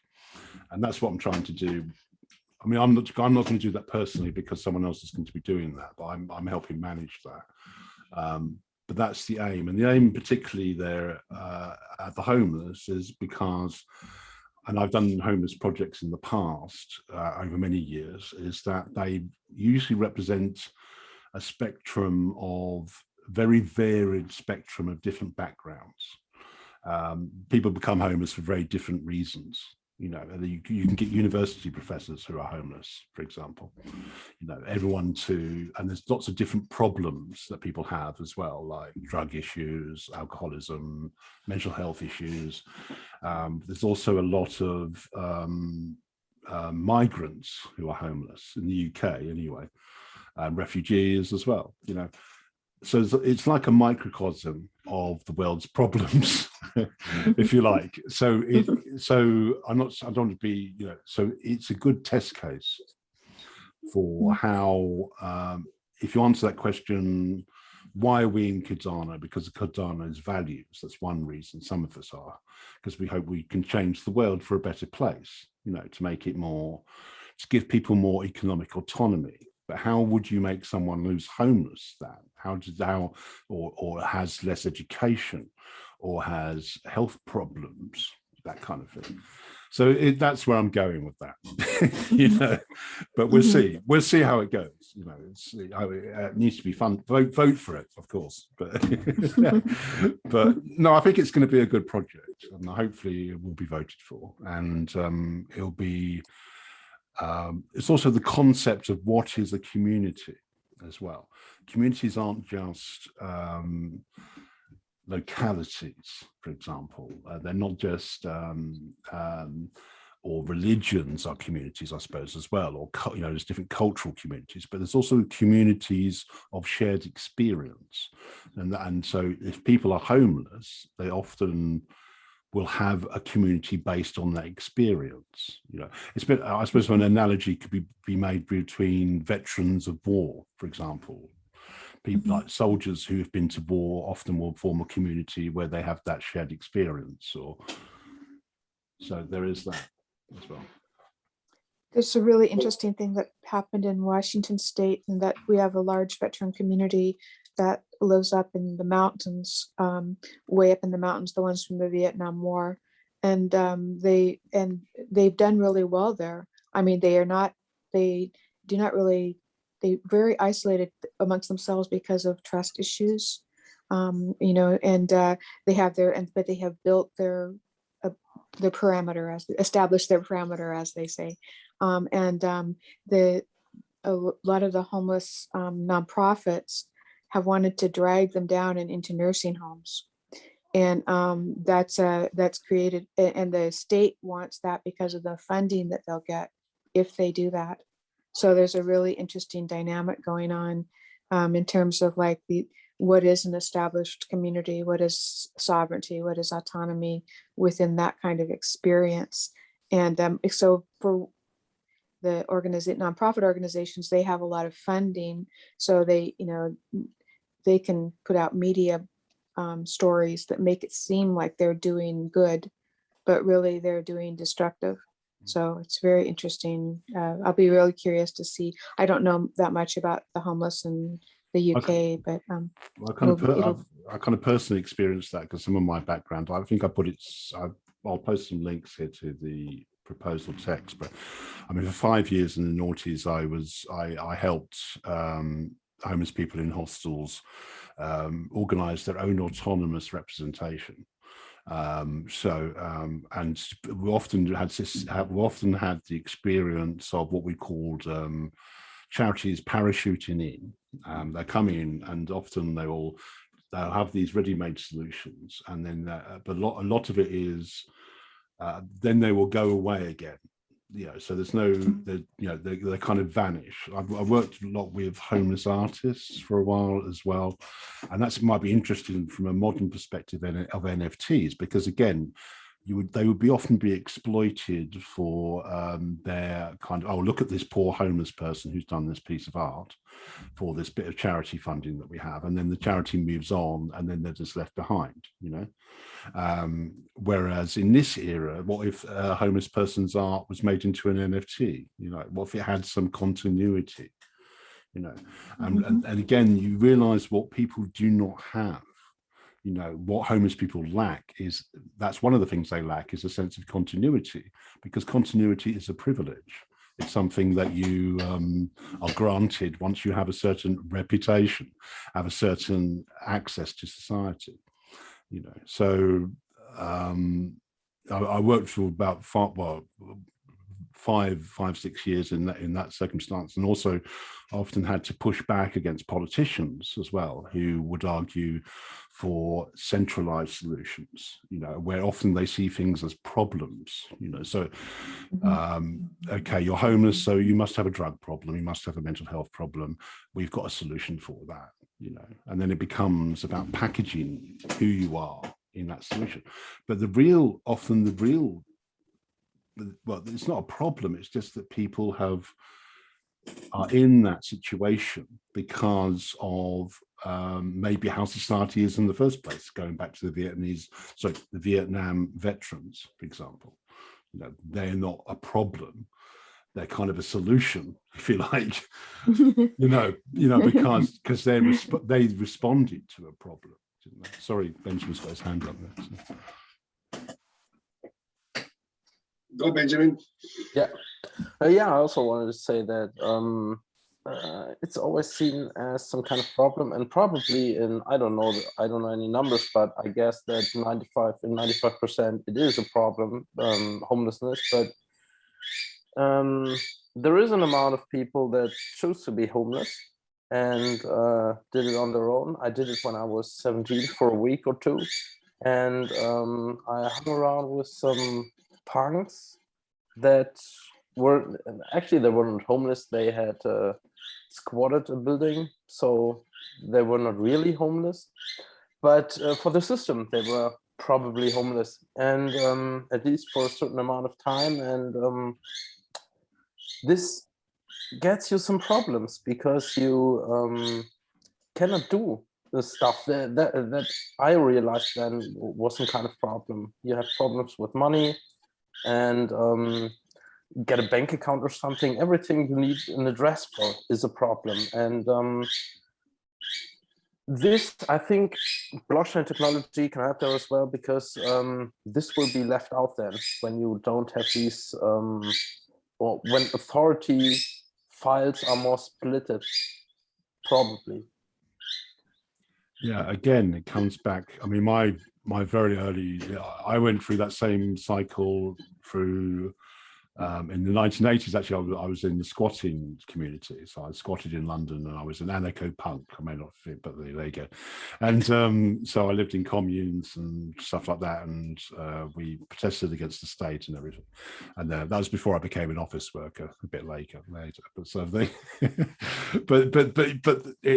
what I was doing there was responding to authority, okay, systems of authority, okay, and how we want to live our lives, and we have to make compromises in our lives, don't we? Because we find ourselves in these different states, literally states like geopolitical states or economic states or states of identity, you could say, like who we are, you know, whether we're male, female, black, white, all that kind of stuff. You know, so but then we move on a little bit, and we may find other surprises and other things that we're not. The state may not have the answer that we thought the state has, and you know, okay, maybe we return back to ourselves again and try and work on our own autonomy again. You know, but yeah, I mean, you're right. People choose to become homeless, and you could answer that. Well, you can understand why they might do that. Yeah, you know, it's a bit like that's it. I don't know if you've seen the film Fight Club, where there's a kind of like a pre-packaged IKEA flat, you know, that you're given, you know, so you can be happy, packaged, everything can be packaged for you. Is that what you want, really? You know, it's that kind of sense of freedom that we want, isn't it? You know, we want, you know, but that freedom comes with costs. You know, choices come with consequences, you know, of course. But a lot of people I've encountered, I would say most of them didn't choose to be homeless, and a lot of them have very real problems of particularly what I would call economic exclusion, and often that's down to education and or mental illness. A lot, I counted that a lot.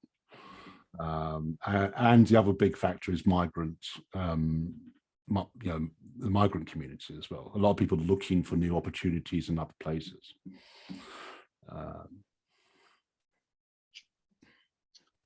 Yeah, great. Yeah, I really like the proposal. It has, you know, because I myself, I've been an immigrant for 30 years in the US. And when I came here, I came with nothing at all. I was homeless. My vision and my it was not under that mentality, but I could I mean, it's very easy be a homeless as well. When I mean homeless is someone living under the bridge with something very someone with very low resources to count with, and I relate to that very well, because it could be health, it could be being an immigrant, it could be being a refugee, a veteran, many other reasons other than drugs and alcohol. And it's very sad that we always look at them like that. You know, it's very difficult. It's a very difficult community actually to engage with, because of those challenges. You never know what you will find. But nevertheless, it's a great idea to do that. Super proposal. Thank you. Yeah, I mean, on the other hand, yeah, I mean, to people who haven't experienced working, I think a lot of us, and I think a lot of people probably here, actually, even if we're in this room, and have been homeless. Okay. It may be for a very temporary thing, or we may not think of ourselves as being homeless. Like, say, if you were an immigrant and you experienced homelessness in the beginnings as you struggled to find your place in society or in a new place and worked your way through the system, you're still homeless. And there's that kind of stigma associated with that word. But in some ways, I enjoyed projects with the homeless because it kind of breaks through that in a sense and gives a sense of ownership to that. You know, so it's kind of like, not that you're proud of being homeless exactly, but there's no shame in it. You know, it's kind of, so many people are just one step away from that in world terms as well. And also the lessons you learn from being in that situation as well are very important. You know, you get a kind of interesting sense of perspective if you're homeless. You know, so how people look at you and why are they looking at you in that certain way. Going back to issues of reputation as well, for example, and contribute. That's another reason why, Master, I did this project was to, I wanted to test what is the meaning of value and contribution in an environment that was outside of our community. Because in the Catalyst community, we've talked about that quite a lot, like what is value and what is contribution. Now, if you say that to a homeless person, they're going to give you a very different answer. You know, say, right, what is your value? You know, what is the value of your life, or what is this, or how would you? And also, if you say to a homeless person, what have you contributed? You may get a different response, because then it may become about retrospective contribution. Well, when I was younger, I did this, you know, that kind of thing. So it's like a test case. It just shows you how, yeah. I can see how that would be really, I mean, I think that analyzing, sort of documenting and analyzing, I suppose, is it Callie who's working on the homeless project with you? I'm not, again, this is going to be a bit different because I'm not going to be documenting it because I'm not going to interfere with the autonomy of the group. Okay. Even though I've got a reputation, I know I am the documenter, so I will be documenting the process, but the actual Callie will be given full autonomy. So, and that's, yeah. Sorry, Benjamin. It's like, oh God. But anyway, I mean, I just think that these kinds of things are really important, just to be able to sort of create a history or a data structure, you know, of what, and then to be able to sort of view it from a distance in terms of what the interactions are. And before we, I mean, I guess as infrastructure is built, since this is I view Cardano as an infrastructure project. So how it's built should reflect factual information in terms of, you know, community and that sort of thing. So I think that that's why it's so wonderful to have a variety of diverse approaches to understanding what community is. And the more we can bring in that information, the better off we are. So I think that'll be really interesting. To clarify, there will be a report, but I can't entirely predict what that will be because it will come from the homeless community itself. So, right. Okay, but sorry, Benjamin, you've got your hand up. So. Yeah, this raises this project. I find it interesting. I don't know if you will tackle this, but what I always thought about is this whole centralized versus decentralized option, and I wonder if anybody has ever thought about, take for example, alcoholics, or homeless people. I don't know how a wallet in 20 years will look like. But there are certainly some people, or depressive people, who say, well, fuck my life, I don't want to have this life. And now you have your identity on NFTs or something, and nobody other than you have them or has them, and you all burn them, and you don't know the addresses. You have some, or even if you have some, like a birth certificate authority where you can mint a new NFT if you know your name and stuff like that. But what do these people do? Right now, I guess alcoholic homeless people or drug addicted homeless people, they might have some problems with their wallets if it gets lost. Also, if they invest in something, they own coins or something, and then the volatility of it, if it goes down to zero, these people have really, really hard problems. I think that's interesting because it's quite funny because that's not a new problem for the homeless community, or for, like, I recall a story from the 1990s, I think, where there was this Irish, in the UK, there's a lot of the builders then used to be Irish, from the Irish community in the United Kingdom, and they used to have no papers. They had no, they used to work, as they call it, off the book. And there was someone who who was getting old in the UK, and he had never had been registered any form of government identification in his life. And he was an Irish citizen, but he couldn't prove he was an Irish citizen because he didn't have a birth certificate, he didn't have a passport. He'd worked his entire life cash in hand, you know, and so there's this enormous struggle to try and get him official. Yeah, and there's a big newspaper article about it, about how this guy, and he was obviously born in Ireland, you know, but but they went through this enormous struggle to try and recognize him as who he was. But that kind of, there's a kind of, but also, should you be able to destroy all that as well? There's people who, that's another reason people do choose to become homeless, because they want to escape their previous lives. You get a lot of that. You get people who, from broken relationships, from a lot of ex-service people from in the military become homeless as well, and through trauma and stuff like that, to escape from that experience, you know. And they don't want to be reminded of it necessarily. They don't want a blockchain that says, oh, you were here, this is who you are. They may want to destroy that and then to reinvent themselves to become something else, you know. And perhaps we should allow people to do that.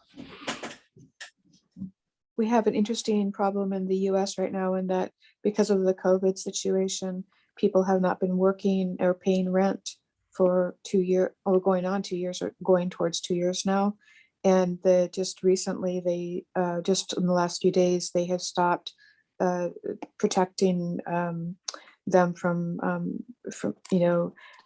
that situation. And so they will be dumped. You know, they will have to figure out what they're going to do now. And and we're talking millions of people. And so it's a very, very serious situation. So I think that'll be an interesting test case. Yeah, but it's also about, when we think about, we talked earlier about language communities, and like having, like you said, having a community in different parts of town halls, like, let's say, in different parts of the world. And it's about Cardano accommodating people, you know. Who can we accommodate, you know? Can we, surely we are sure that we can accommodate different regions of the world. And through exercises like in Ethiopia, through John Carter, we hope that we can accommodate, provide infrastructure to places that have previously not had access to that kind of infrastructure. How far can we extend this kind of accommodation to, you know, like what you, that's part of what we're doing in Catalyst, like your proposal, Marta, with your imagining different forms of immutability, for example. They're just asking, it's another kind of accommodation. Can we accommodate that idea? You know, so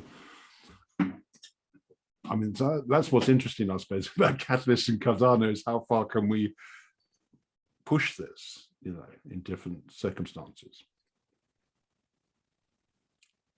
But I think it's about the people. So I mean, depending on what people are engaged and how much they can contribute. I mean, because certainly there's unlimited energy in terms of what can be accommodated in any given structure. But if there's as structure evolves and it is built, I mean, ideas. I think that's how I understand it anyway for right now. I may be misunderstanding, I don't know, but that's how I understand it in terms of what we can I think that we can, if you understand a problem, well, then you make happen. Mm. So I think, there may be limitations to that, of course. Yeah, I think it's going to be. Sorry, I think my internet is being acting funny again. But I think it's like, yeah, that iterative thing where the more we can learn, the more we can enrich Cardano, I suppose, from that perspective, and enrich our understanding, I suppose. I mean, I think that with any project, when you start to build it, like with the homeless project or with my project, when you start to build it, you start with the sort of inception of one idea, but as you start to add more to it, it changes over time. So you don't, and same with, I suppose, Cardano, right? In that sense, like it's a project based on a particular mathematical understanding and relationships with a group of scientists that over time has built something with the inclusion of a lot of other people and minds, and it's developing itself out now. Project Catalyst, what it was in the first early versions, is probably different than what it is now, and will continue to change. So, I mean, I think that as long as you stay true to the principles for the organization, that's one thing that allows for persistence and strength and longevity of a project. Similarly with individuals, if you stay true to your own experience and yourself and what you understand, I think you have the most capacity to have persistence and positive outcome if you have enough resources to sustain yourself. And so that would bring us back to the homeless population. Yeah. So with the homeless population, like without having resources, how much, if they have to spend all their time on their daily bread, what time do they have to project on anything else? So I mean, so there you are. So it's a complicated problem. I mean, excuse me. I once I never actually did it, but we were trying in the noughties. I tried to do this project because we were based in the City of London, where we had a group of homeless people giving training sessions to executives in the City of London on how to. So the idea of the training was that to train a city executive in how to survive a day being homeless. And so they would, like, for example, if you literally have nowhere to live, where do you go to in London to get something to eat? There's like various places you can go and all that sort of thing. Where can you go to queue up for a hostel and that kind of thing. And a lot of, if you can't afford to go anywhere, like the distances that you have to walk in a city can be quite exhausting, all that kind of thing. So it's a kind of like a reversal of the kind of a motivational workshops that executives would have, where you get these kind of weekends that executives go off on and do these kind of motivation building exercises. But this was a kind of reversal of that, to say, okay, what motivation do you have to understand this aspect of experience, and what capabilities do you think you have as well? There's capabilities of someone surviving on the streets, and there's a capability of someone being a good executive, you see. So there's kind of like interesting comparisons there, and different things that can be learned from different. It's not the same one people are better than the other. It's about comparing different experiences, I suppose, in that as well. Well, and then think about with war, right? After World War II, and how many people were displaced. And we have wars now in the Middle East and such. I mean, wars displace people, and it can destruct entire infrastructures. And then how do we find a way to, we have to rebuild after those situations, and we think about rebuilding, but it's on such a massive scale in terms of how many people are impacted. It's more easy for the population to see, well, this is what we must do. We must come together. As we're with I think the homeless population, we don't see it as destruction as a result of a war or a destruction. We see it instead more as it must be an individual problem with that person. So I think that's another thing, is that how do we differentiate between, I mean, should we differentiate? Should we think about bigger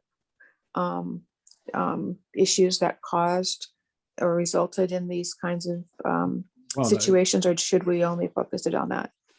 Again, that raises, I mean, that's an interesting thing, that's a theme that comes up not just with homelessness, but with other issues like, is it that person's fault, or if you like, or is it also kind of something to do with society, something systemic in society, if you like. And there's often some kind of interest behind those kind of questions, like some kind of agenda, often like people who want to solve things, say, by having a big society, if you like, or someone having an agenda of very libertarian, if you like, saying it's someone's personal responsibility, and there's often a middle ground, or things are usually more messy than that, because people don't follow systems in that neat way, I'd say. But I mean, yeah, so I mean, I for me, it's always going to be about flexibility, and I mean, what I keep an eye out for in the catalyst ecosystem is not having solutions that are too rigid, but there again, at the other end of that is that you need some sort of, and that I have a reputation for documentation and tracking, and so at the other hand, you do need some kind of information. You need some systems in place so people can have transparency and accountability as well. And so there's a kind of tension between those two things, between that and individual flexibility, I suppose. So Johan's got Sam. Yeah, actually, there is. I've been reading Martha's proposal, and it has a lot to do with what you are doing with the homeless population. And that's a great solution, because you can use one of the things that I was very interested in learning about is how you are going to accomplish getting information, DNA information of someone, without using any type of gadget that can retrieve that information. Did you ask me a question? Yes, about the proposal. The proposal mentions that you have two parts. Actually, one of them is going to be actually off-chain, per se, or offline, that is going to retrieve the information and then bring it to the blockchain. But how that process will work, let's pretend that we are doing that in a homeless community. How do you see your solution being realized with that group? Okay, so first of all, I would just back up a little bit and say that my project is about creating research. So it's creating a research to think about a different form of interface. So use a different form of interface, one that is not screen-based language, because my thesis being that the screen is a language of its own, and to bring it to certain communities is to ask them to adopt a particular language. And so my question is, so what do we lose by doing that, by asking a population to adopt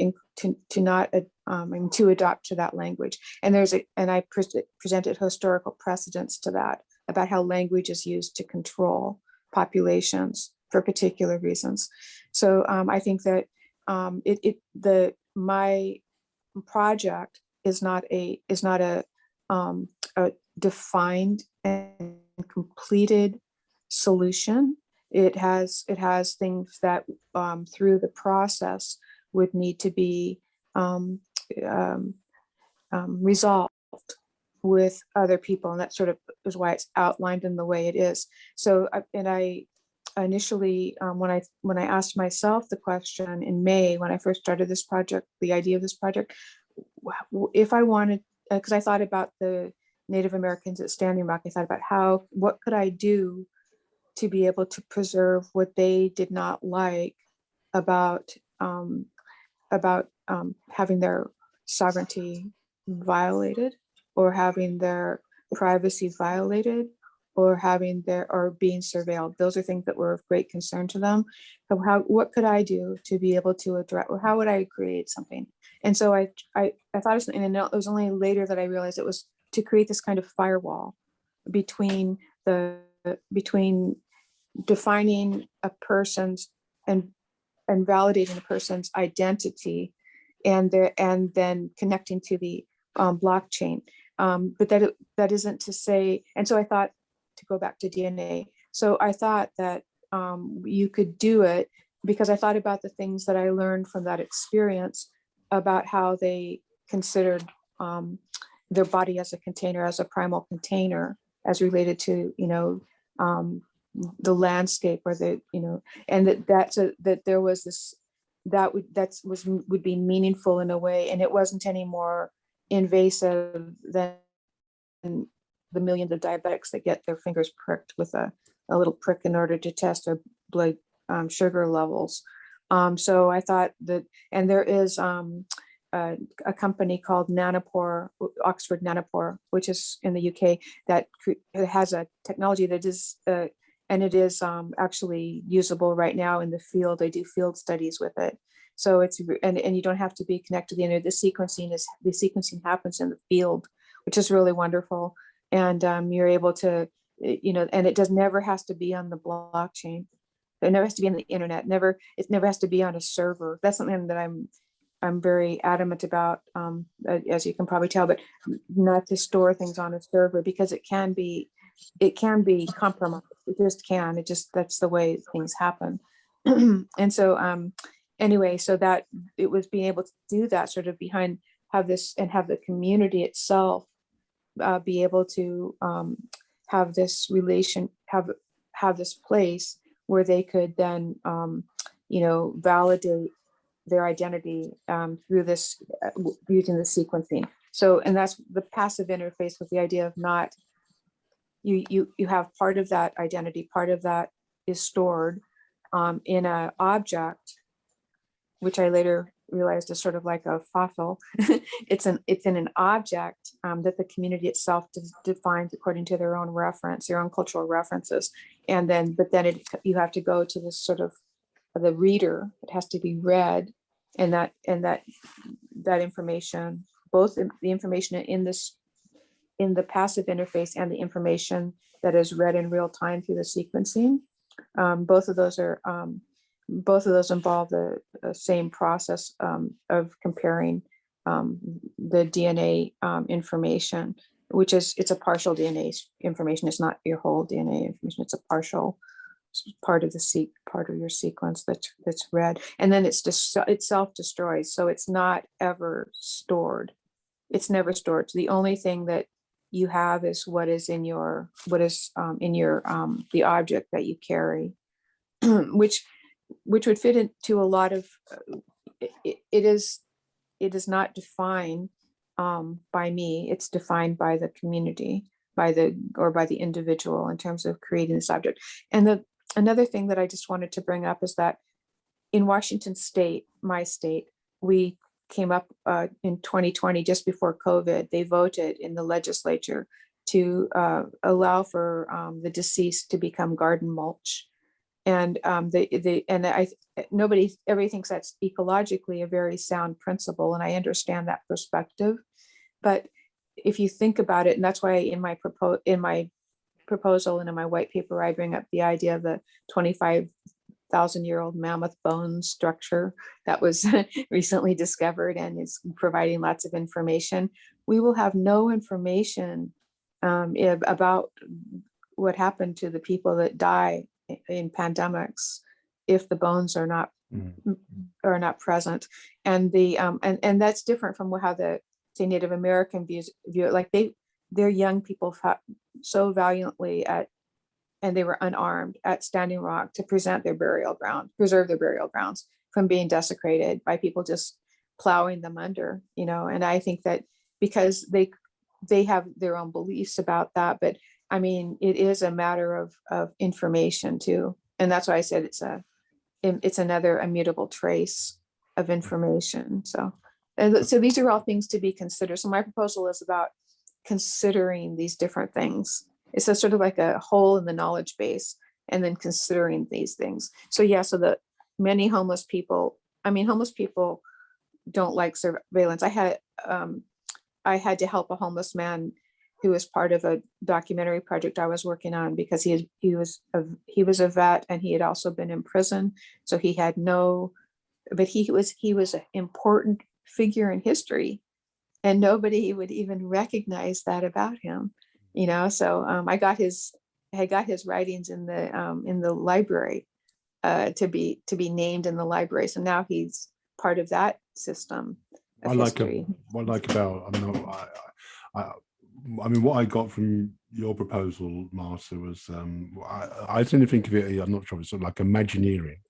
So you're taking something like digital identity, and you're kind of taking that idea for a walk, if you like, and just saying, I quite like the idea of how tangibility, you know, and mutability and portability, in terms of taking that away from.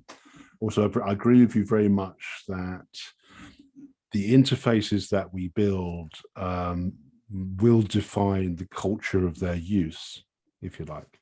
So like the screen, you know, if we have something. So there's a kind of a what if scenario here as well, in terms of, I mean, it kind of resonates with homelessness, and not just homelessness actually, but with any kind of, if you like, tangible experience. Let's say, if you think of our lives, like what gets our blood up in our lives, if we can remember back in our lives, what is tangible in our lives, you know, or sometimes people talk about precious objects that that have meaning for them, and they may not have value in their financial sense, but they may have a kind of an experiential value. They may have some kind of association like that with someone that they knew or loved before, or some sort of experience.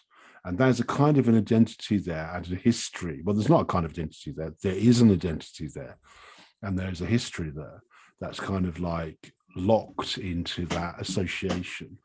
And then coming back to, but there's also a kind of, the interface isn't just an interface through that is digital or artificial. It's a human interface. It requires someone to be there to give it meaning, you know, some sort of interaction, some kind of recognition going on there, you know. So that's what I get from. That's what I get from your proposal. I quite like the open-ended of it. That's another thing I like about it, is the open-endedness of it, and that is similar to the Homeless Hub proposal, because the Homeless Hub proposal cannot be prescriptive. I cannot be prescriptive about a community that I'm not part of at the moment, you know. So it's up to the community to be what it will be. That's one of the points of the proposal, and similar with your ideas with. Your digital identity and your proposal, you're not prescribing at this point what the solution is going to be. You're kind of exploring a counterpart to the digital solution. That's how I see it, I suppose. Well, and just sort of, it has a digital part in terms of once you cross the firewall, right? Right. Then you're connected. But I mean, I think that it's sort of just making a distinction before you get to that part, to allow someone to not, and it isn't to take away, at the point where they're validated, they are validated within the blockchain system. So so a criminal could not come in and, you know, some outlier with bad motives can come in and do something. But I'll leave that part out for a second. Yeah, so I think that it also, in terms of like with Native American communities, which is who from learning from what they have said too, like they require that you spend time with them, or you provide a gift in order to, you exchange a gift. And that doesn't mean money. You exchange something to show that you have presented value. So potlatch community idea. Yeah. So I think that is to ask some indigenous communities to connect to a screen interface. It isn't just a thing that they don't understand, and like in the 7th generation, many Native Americans, they're totally online. So it's not that. What I'm saying is that but there are some communities where, even within their communities, they feel it's bad medicine because it's like there's no sharing who is behind the screen, what relationship am I making? How do I make a relationship? Why would I provide and I guess this presents to the homeless too, on what you're saying. Why would I present myself to these anonymous people? It's sort of like a treaty, right? Because it's a language. And with the treaties, they were always broken. People signed their names, but they were broken. The language meant nothing. So why should they trust anybody but themselves?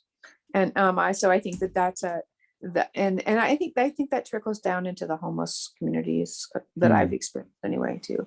So trust becomes more treacherous the farther down you go in terms of being harmed. The more trauma equals treacherousness for trust. I mean, when you engage with people who feel left behind by a system, or not represented by a system, like say indigenous communities, tribal communities, or also the homeless, you get this kind of view from there where you see these layers of things that we take for granted, this kind of like our social security systems, paying taxes, and our credit cards, bank accounts, our means of identification, how we go from country to country, international travel, and all that kind of thing, which creates this kind of nexus for us, which is completely artificial, and it can be completely vanish in the blink of an eyelid. You can lose it all and become nothing to that world. To that world, you are nothing. But you don't disappear. You enter another world, which has its own I think in America you have hobo signs, don't you, where I think that's what they're called, where homeless people put signs on like don't sleep here, it's dangerous, and stuff like that kind of thing. And so you get this different parallel, and you don't just get it with homeless, you get it with different communities have parallel strategies for living in society. And you may have a dominant society that is all computerized and has, its flats and its property owners and all that. But then you'll have other societies that live around that and kind of survive around it, And but the other thing I like about your proposal very much is this. I suppose I'm thinking of it as how to make an abstract concept physical. So like the Attila Prism challenge. To me, you seem to take the Prism challenge and you make it something tangible, in terms of something physical, in terms of an object. And I find that fascinates me because when I originally became interested in blockchain, I got into lambda calculus, which is the basis for functional programming. And you can write it down as a series of symbols and all it is, lambda calculus is a calculus of transformation in mathematics. It allows you to write something down, write a statement down, and the statement can then alter itself and transform itself into another statement. So it's like the basis, it's the mathematical basis for functional programming. But it doesn't have to be in a computer. You can just write it down in a book. That reminds me of Laws of Form. Do you know Laws of Form by Spencer Brown? Yeah. So, but the thing is, you couldn't, in a sense, it's a program. It's just a program. Lambda calculus can be then, you can take a bit of lambda calculus and that becomes a description for a Haskell program, for example. So you could write, so in theory, you could write a smart contract in lambda calculus on a piece of paper, and it still has meaning on the piece of paper to someone who knows how to read it. It's like a language, So I think that's, and what can you do with that? What could you do with that on that piece of paper without converting it? Well, why are you converting it to a computer? You know, and it's not, it may sound like a stupid question, but I think it's a very useful question because it kind of returns you back to, well, testing your theory. And well, you have this kind of, this way of doing things. How are you translating that into technology? You know, so if you take things away from the technology into something tangible, then when you go back to the technology, maybe you'll learn some lessons. I suppose that's what I got from that. But Yeah, that's interesting. I'll have to, I don't know lambda calculus. I have to look into that to see what that is about. But isn't that a form of interoperability? it's just it was invented. Well, it was No, but I mean just that physical to the programmed to the machine. Isn't that a kind of interoperability? No, it's just lambda calculus itself is just it's a form of symbolic calculus. Right, I know that. I got that. I was just wondering. I was asking the question though, if you thought that this transliteration between you can the use physical and between the physical and the machine language. Do you view that as a type of interoperability? I'm not taking. I know. It's an interesting question. I was trying to think about it because I originally became interested because of the history of computing. If you go back to, I'm trying to think, Alan Turing, and it goes back to that era when lambda calculus was invented. And one of the reasons why they wrote the papers on that was to deal with the issue of computability. What would, this is before they had they wrote about how to program computers before they had the computers to run it on. You know, so right, you know, so and that's what Alan Turing did with, you know, and so you've got this fascinating period where people, mathematicians and theoreticians, I mean, you probably know that wrote these programs or theoretical programs which couldn't be run until much later. You know, so but there's a sense then of, when you can run that, what should you run it on? You know, so, and that comes back to the stone that you're using, the tangible object that you're using. I see that as a kind of returning back to the theoretical object, if you like. So you're returning back to a kind of an origin of the idea, if you like. In terms of the challenge, if you take the challenge to be Attila Prison, which is about identity, digital identity, you're saying to that challenge, well, hold on a second, what if we return back to well, for me, what I get from it very strongly is issues of tangibility, mutability, and portability. That's what I got from your proposal. I know there's other things in your proposal, but that's what I got. And also the kind of principle of walking through that in terms of it. So, yeah, I don't know, I kind of lost my track of thought there. but yeah, so immutability, tangibility, and portability. Yeah, that's what I get. So, and walking back from where we are. Yeah, I mean, because the thing, going back to what I think you talked about, interoperability. Another thing I've learned this in general, not just through technology, but throughout my life, I found that it's always interesting to take something in one medium and try and translate it to another medium, you know. And then to do that vice versa, and you find out interesting and surprising results. Often you can learn lessons that way, you know. So I think Jaron Laniero just spoke about that with virtual worlds, because he said that the most interesting thing was that when people engaged in the virtual world, the really immersive environments, that when they got out, it was how they perceived real life that taught them something. So it was in a way that by putting themselves into this virtual environment, they where they lost contact, was able to give them distance then to what they perceived in the real environment, and you could and that and that broke down depending on what the virtual world's intention was or why it was designed. So I guess that's what you're, in a sense, that's kind of what I'm saying and what you're saying. And I mean, in terms of what the, how to gain distance, how to have perspective.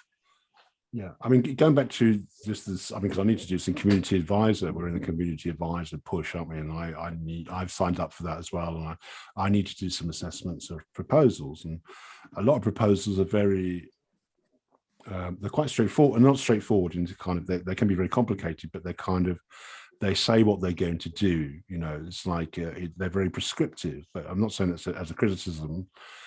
In a good way, they may be saying, this is what we're planning to do. We're trying to build this code. We're going to deliver this, etc., etc. And that's great. But I think you also need proposals that are more open-ended. The problem with open-ended proposals is that then you can get people who are kind of, you know, maybe don't know what they're doing necessarily. They're not open-ended by, they're not deliberately open-ended, if you like. They kind of, you know, and I see your proposal, and to a certain extent, my proposal as being deliberately open-ended. Mine is more about not being prescriptive to a community. It's about letting a community decide for itself what it wants to do. Okay. I see your proposal as not being prescriptive in a different way, but it's still that kind of open-endedness is going on with your proposal as well. I'm not so familiar with it as mine, so I can't express it as well as you could, you know. Well, I mean, I think that it's open-ended in the sense of like, I have a basic roadmap or sort of a scaffold from which to structure something. So I could build it I could go off and pursue just building it sort of dogmatically in how I imagined it originally. And I can do that. I've done enough research to know I can do that. But I also have learned some new things about technology. And I also, I added into the funding to engage with material scientists and with blockchain developers in a way so that I allow that for what I don't know, which is massive, of course, it's always massive, no matter what. Yeah. So that I can engage and keep myself open to making changes, not lock myself into, because this is the problem with proposals in general in academia, is that you write your proposal well enough, you've killed the idea. You know, you've killed your incentive, you've killed your motivation, you've killed your ability to understand new things. So I think that sorry, they lack reflexivity. They lack a kind of the sense to be, you know, to constant to iterate and to reinvent themselves. A lot of them. Yeah, yeah. I suppose that goes back to the spirit of. I mean, it's often a word that kind of idea of return on intent that Dahl mentions sometimes in town hall, and it's often interesting to contemplate what that might mean in terms of like pursuing the spirit of what you're doing. Okay, is it what's more important? You know, in an experimental setting, is it to pursue the spirit of what you're doing, or is it to be absolutely certain about what you're doing? And they're two different things, aren't they? Yeah, I mean, they're integrated though, but yeah, they are different things. Yep, they are, I would say. I should probably go sign off because it's quite late. Yeah. I know. It's been a great conversation. Yeah, but yeah, thank you, everybody. Thank you. Thank you. I just want to add something before we leave, is the fact that we didn't talk about respect at this age. The kids, the students, and high schoolers, and even you know the youth. They made like 20s, kids on the 20s. They really value respect, and that has a lot to do with reputation. The great reputation of others peers by the way they behave and how they respect themselves. It's very important. I think it's totally different with us because we are actually engaged on credentials, and then, you know, other things, a little more open than reputation. But the kids, they only go by respect. So I just want to add that as part of the conversation. I think if I leave the room, I think as I'm the co-host and recording, I think it'll close the room. Okay. Is that okay? Possibly, yeah. I'm leaving as well. I have to go it's- too. I have to go So, too. No It's been problem. awesome. It's been Thank really you. good. Thank you so much. Yeah, thanks Thank you. everybody. Thank you. We'll talk. Okay, bye.